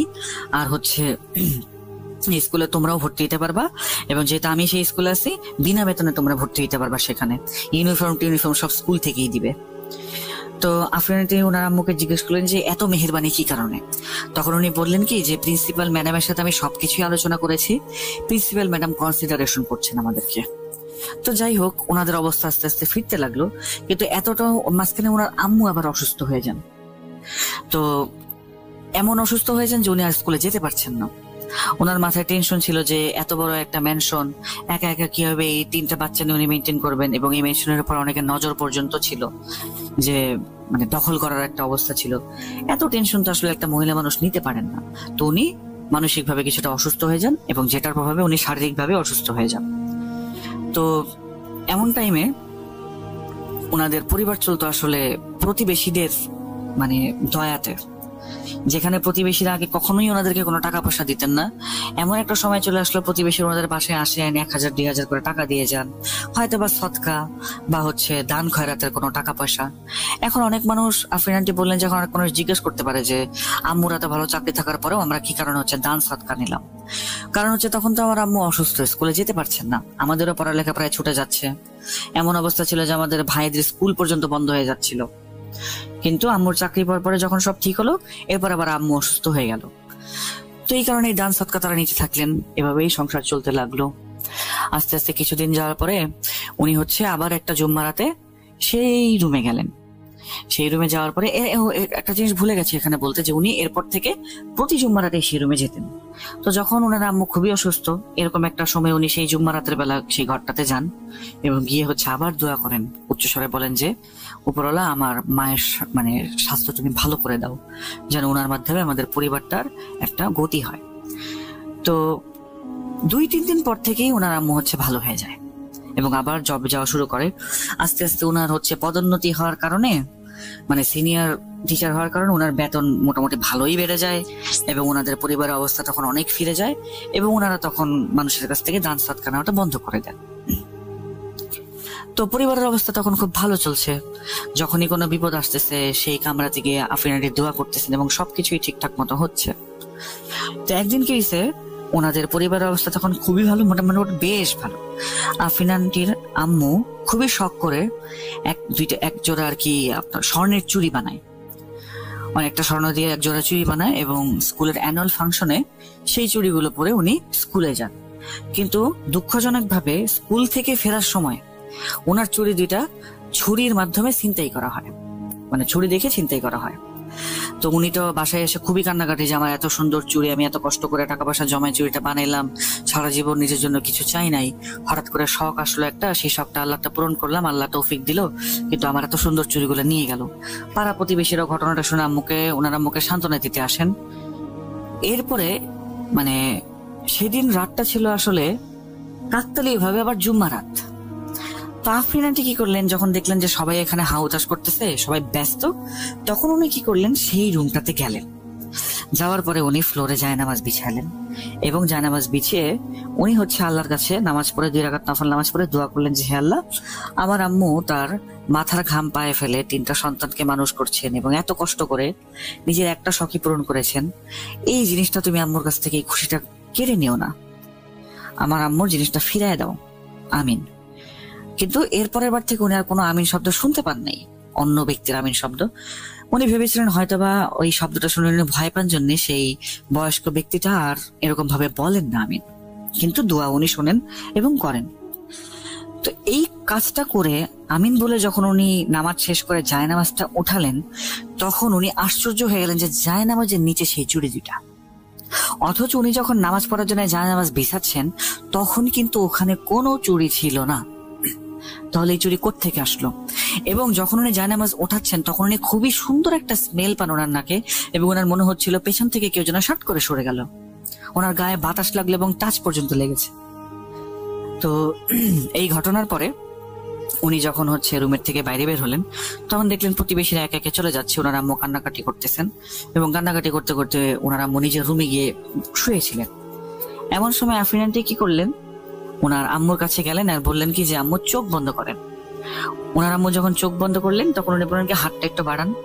ওনার আম্মু হাত বাড়ালে উনি ওনার আম্মুর হাতে সেই চুড়ি 2টা রেখে দেন এবং ওনার আম্মু সেই চুড়ি 2টা দেখে এত খুশি হন যে একেবারে পাগল হয়ে যান, খুশিতে বলতে গেলে প্রায় আত্মহারা হয়ে যান। উনি বলতেছেন যে কি ব্যাপার আফরিন, তুই এই চুড়ি কোত্থেকে পেলি? এরপরে আফরিন আন্টি ওনার আম্মুকে সেই রুমে যাওয়ার বিষয় থেকে সবকিছু ক্লিয়ার করে খুলে বলেন।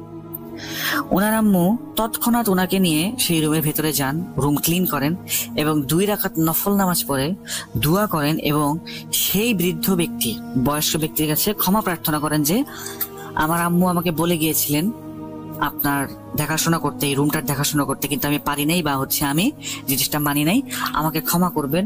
আমাদের পরিবারের উপরে কোনো বিপদ আসলে দয়া করে আল্লাহর রহমতের উসিলায় আপনি আমাদেরকে রক্ষা করেন। এই কথাগুলো বলে উনি চলে আসেন। তো এরপরে ওনাদের পরিবারের যে ছোটখাটো যে সমস্যাগুলো, ওগুলা আস্তে আস্তে এমনি সমাধান হয়ে যেত। যেমন আফরিন আন্টির আব্বুর পেনশনের টাকা, বছরের পর বছর ঘুরতেছেন, ফাইলের উপরে ফাইল আটকে আছে, কিন্তু ওনাদের পেনশনের টাকা স্যাংশন হচ্ছেই না। তো এরপরে আফরিন আন্টি ওনার আম্মুকে বলেন কি যে মা দেখো, আল্লাহর রহমতে যখন সবকিছুই হয়ে গেল, এটাও হয়ে যাবে, চলো আমরা দোয়া করে আসি সেই রুমে গিয়ে। তো ওনারা সেদিন এরপরে জুম্মা রাতে গিয়ে সেই রুমে দোয়া করলেন, এবং দোয়া করার প্রায় 1 সপ্তাহের মধ্যে ওনার বাবার মানে পেনশনের একটা লেটার আসলো, যে পেনশনের যেই ফাইলগুলি ছিল সেগুলো সবকিছু স্যাংশন হয়ে গেছে এবং পেনশনটা সামনের মাস থেকে ওনারা তুলতে পারবেন। ওনারা তো সবাই খুবই খুশি যে আমাদের হকের জিনিস, এটা আমাদের হক, আল্লাহ অন্য কারো হাতে দেয় নাই, আমাদের হক আল্লাহ আমাদেরকেই দিয়েছেন। কিন্তু সেই ব্যক্তির কাছে দোয়া করলে, বা সেই ব্যক্তিকে মানে সেই ব্যক্তির যেই রুমে আর কি আল্লাহর কাছে ইবাদত করেন, সেই রুমে গিয়ে দোয়া করলে ছোটখাটো যেই প্রবলেম গুলি আছে বা ছোটখাটো প্রয়োজন যেগুলো আছে ওগুলোই সম্পূর্ণ শুধুমাত্র হতো। এমন কিছু হতো না যে উনি যদি দোয়া করেন যে হে আল্লাহ, যেহেতু ঘটনাটা পাকিস্তানের, আন্টি পাকিস্তানে ছিলেন, তো উনি বলেছেন যে এমন কোনো দোয়া কবুল হতো না যে পাকিস্তানের সরকার চেঞ্জ করে দাও বা আমাদেরকে কোটি কোটি টাকার মালিক করে দাও। এই সমস্ত দোয়া কখনো ওনারা করেনও নাই, বা এগুলো কখনো কবুল হওয়ার মতো ছিল না। তো যাই হোক, ওনার আব্বুর পেনশনের টাকা যখন পাওয়া গেল, ওনারা মহা খুশি যে এবার আমাদের পরিবারের অবস্থা সুন্দর, আর্থিক অবস্থা সব ঠিকঠাক। তো এইভাবেই দিন চলে যাচ্ছিল। এরপরে একবার আফরিন আন্টির আম্মুর একটা ভালো ছেলের সন্ধান পান আফরিন আন্টির জন্য। তো বিয়েতে ওনাদের যে মানে যার সাথে সম্পর্ক করার চেষ্টা চলছিল সেই পরিবারের কোনো দাওয়া দাবি ছিল না। তারপরে বিয়েতে তো মা একটা মেয়েকে যতটুকু পারে দেয়। তো মোটামুটি অনেক টাকার একটা কম ছিল, 50-60 হাজার টাকা ওই আমলে অনেক ছিল। তো ওনারা সেই রুমে গেলেন, আল্লাহর কাছে দোয়া করলেন যে আল্লাহ তোমার রহমতকে উসিলা করে বা এই ব্যক্তিকে তোমার রহমতের উসিলা করে আমাদেরকে হাজতটা পূরণ করে দাও। হাজতের নামাজ পড়লেন। তো এরপরে কোনো একটা ভাবে ওনাদের বাসায় একদিন একটা লোক আসলো 2-3 দিন পরে। উনি বললেন কি যে আপনার হাজবেন্ডের কাছ থেকে আমি এতগুলো টাকা লোন করছিলাম এবং এই টাকাটা আমি ফেরত দিতে আসছি। মানে ওনারা তখন অবাক যে আল্লাহ কোত্থেকে মানুষের হাজত পূরণ করেন। আফরিন আন্টির বিয়ে হয়ে গেল। বিয়ে হয়ে যাওয়ার পরে উনি ওনার শ্বশুর বাড়ি চলে গেলেন। ওনার ভাইয়েরাও পড়াশোনা শেষ করে বিদেশ চলে গেলেন। এর মাঝখানে আফরিন আন্টির আম্মু একাই থাকতেন সেই বাসায়। আফরিন আন্টি বহুবার বলেছেন যে আম্মু তুমি আমার সাথে এসে থাকো, কিন্তু আফরিন আন্টির আম্মু কখনোই ওনার সাথে এসে থাকেন নাই, কারণ উনি বলতেন কি যে না, ওই রুমটা পরিষ্কার আমাকে প্রতি জুম্মাবারে করতে হবে এবং ওই বৃদ্ধ ব্যক্তির খেয়াল আমাকে রাখতে হবে। আল্লাহ আমাকে এখানেই রাখুক, আমি এখানেই থাকতে চাই। তো এরকম একটা টাইমে হঠাৎ করে দিন যেতে যেতে একদিন খবর এলো যে আফরিন আন্টি আম্মু খুব অসুস্থ। উনি আফরিন আন্টি ওনার আম্মুর কাছে গিয়ে থাকা শুরু করলেন। ওনার ভাইদেরকেও জানানো হলো, কিন্তু ওনার ভাইয়েরা আসার আগেই একদিন আফরিন আন্টির আম্মু মৃত্যুবরণ করেন। তো ওনার যখন মৃত্যু হয় তখন ওনার ভাইয়েরা খুবই শোক প্রকাশ করে যে আম্মুর শেষ মুহূর্তে আমরা থাকতে পারলাম না। তো যখন ওনার জানাজার জন্য বের করা হয় তখন এলাকার লোকেরা আফরিন আন্টিকে জিজ্ঞাসা করেন যে আফরিন, তোমাদের ঘর থেকে বের হলো একটা বৃদ্ধ বয়স্ক একটা সুন্দর দেখতে একটা ভদ্রলোক, উনি কে? তো আফরিন আন্টি জিজ্ঞাসা করলেন যে কোন বৃদ্ধ ভদ্রলোক?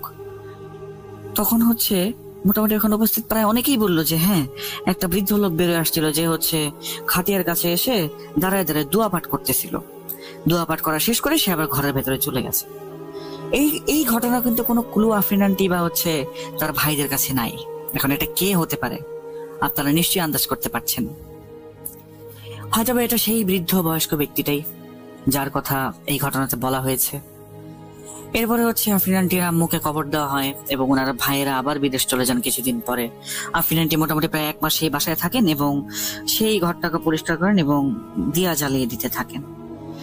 তো ওই ঘরটা ছেড়ে ম্যানশনটা ছেড়ে আসার প্রায় মোটামুটি 5-6 মাস পরে আফরিন আন্টির কাছে সেই ম্যানশনের একটা প্রতিবেশী ফোন দিয়ে বলেন কি যে দেখো আফরিন, তোমাদের এই ঘরটাতে যেহেতু কেউ থাকো না, তোমরা এটাকে রক্ষা করতে পারবে না, কিন্তু কারণ অনেক মানুষের নজর পড়তেছে এখানে, খারাপ খারাপ মানুষের। ওরা ঘরের সামনে বসে নেশা করে বা দরজা ভাঙার চেষ্টা করে। ভালো হয় যদি তোমরা এটা বিক্রি করে দাও, তোমাদের ভালোর জন্যই বলতেছি। আফরিন আন্টি কি করলেন, ওনার ভাইদের সাথে পরামর্শ করলেন। ওনার ভাইরা বললেন কি যেহেতু আমরা এখানে সেটেল হওয়ার চেষ্টা করতেছি, তো পাকিস্তানে তো আর আমরা থাকবো না গিয়ে, আর তুমিও যেহেতু শ্বশুর বাড়িতে আছো, তোমারও তো আর এখানে থাকা হবে না, সো বেটার হয় আমরা বিক্রি করে দিই ঘরটা। তো ঘরটা বিক্রি করার সবকিছু তৈরি করা হলো, পেপারস। যেদিন মেইনলি ডিলটা ফাইনাল হবে তার আগের দিন আফরিন আন্টি গিয়ে, সেদিন অবশ্য জুমাবার ছিল না, আফরিন আন্টি গিয়ে সেই ঘরের ভেতরে গিয়ে 2 রাকাত নফল নামাজ আদায় করলেন এবং দোয়া করলেন। এবং সেই বৃদ্ধ ব্যক্তি উপস্থিত আছেন কি নেই সেটা উনি না জেনেই সেখানে হচ্ছে বৃদ্ধ ব্যক্তির সাথে কথা বলে যে আপনি আমাদের অনেক উপকার করেছেন, আল্লাহর মানে একজন উসিলা হয়ে ঘরটাকে বিক্রি করে দিতে হচ্ছে, আমরা রক্ষা করতে পারছি না, আমাদেরকে ক্ষমা করে দেন। আর আপনার যদি কোনো কিছু কখনো প্রয়োজন হয়, যে কোনো ভাবেই যে কোনো ইশারায় আমাকে অবশ্যই জানাবেন, যদি আপনার জন্য কিছু করতে পারি।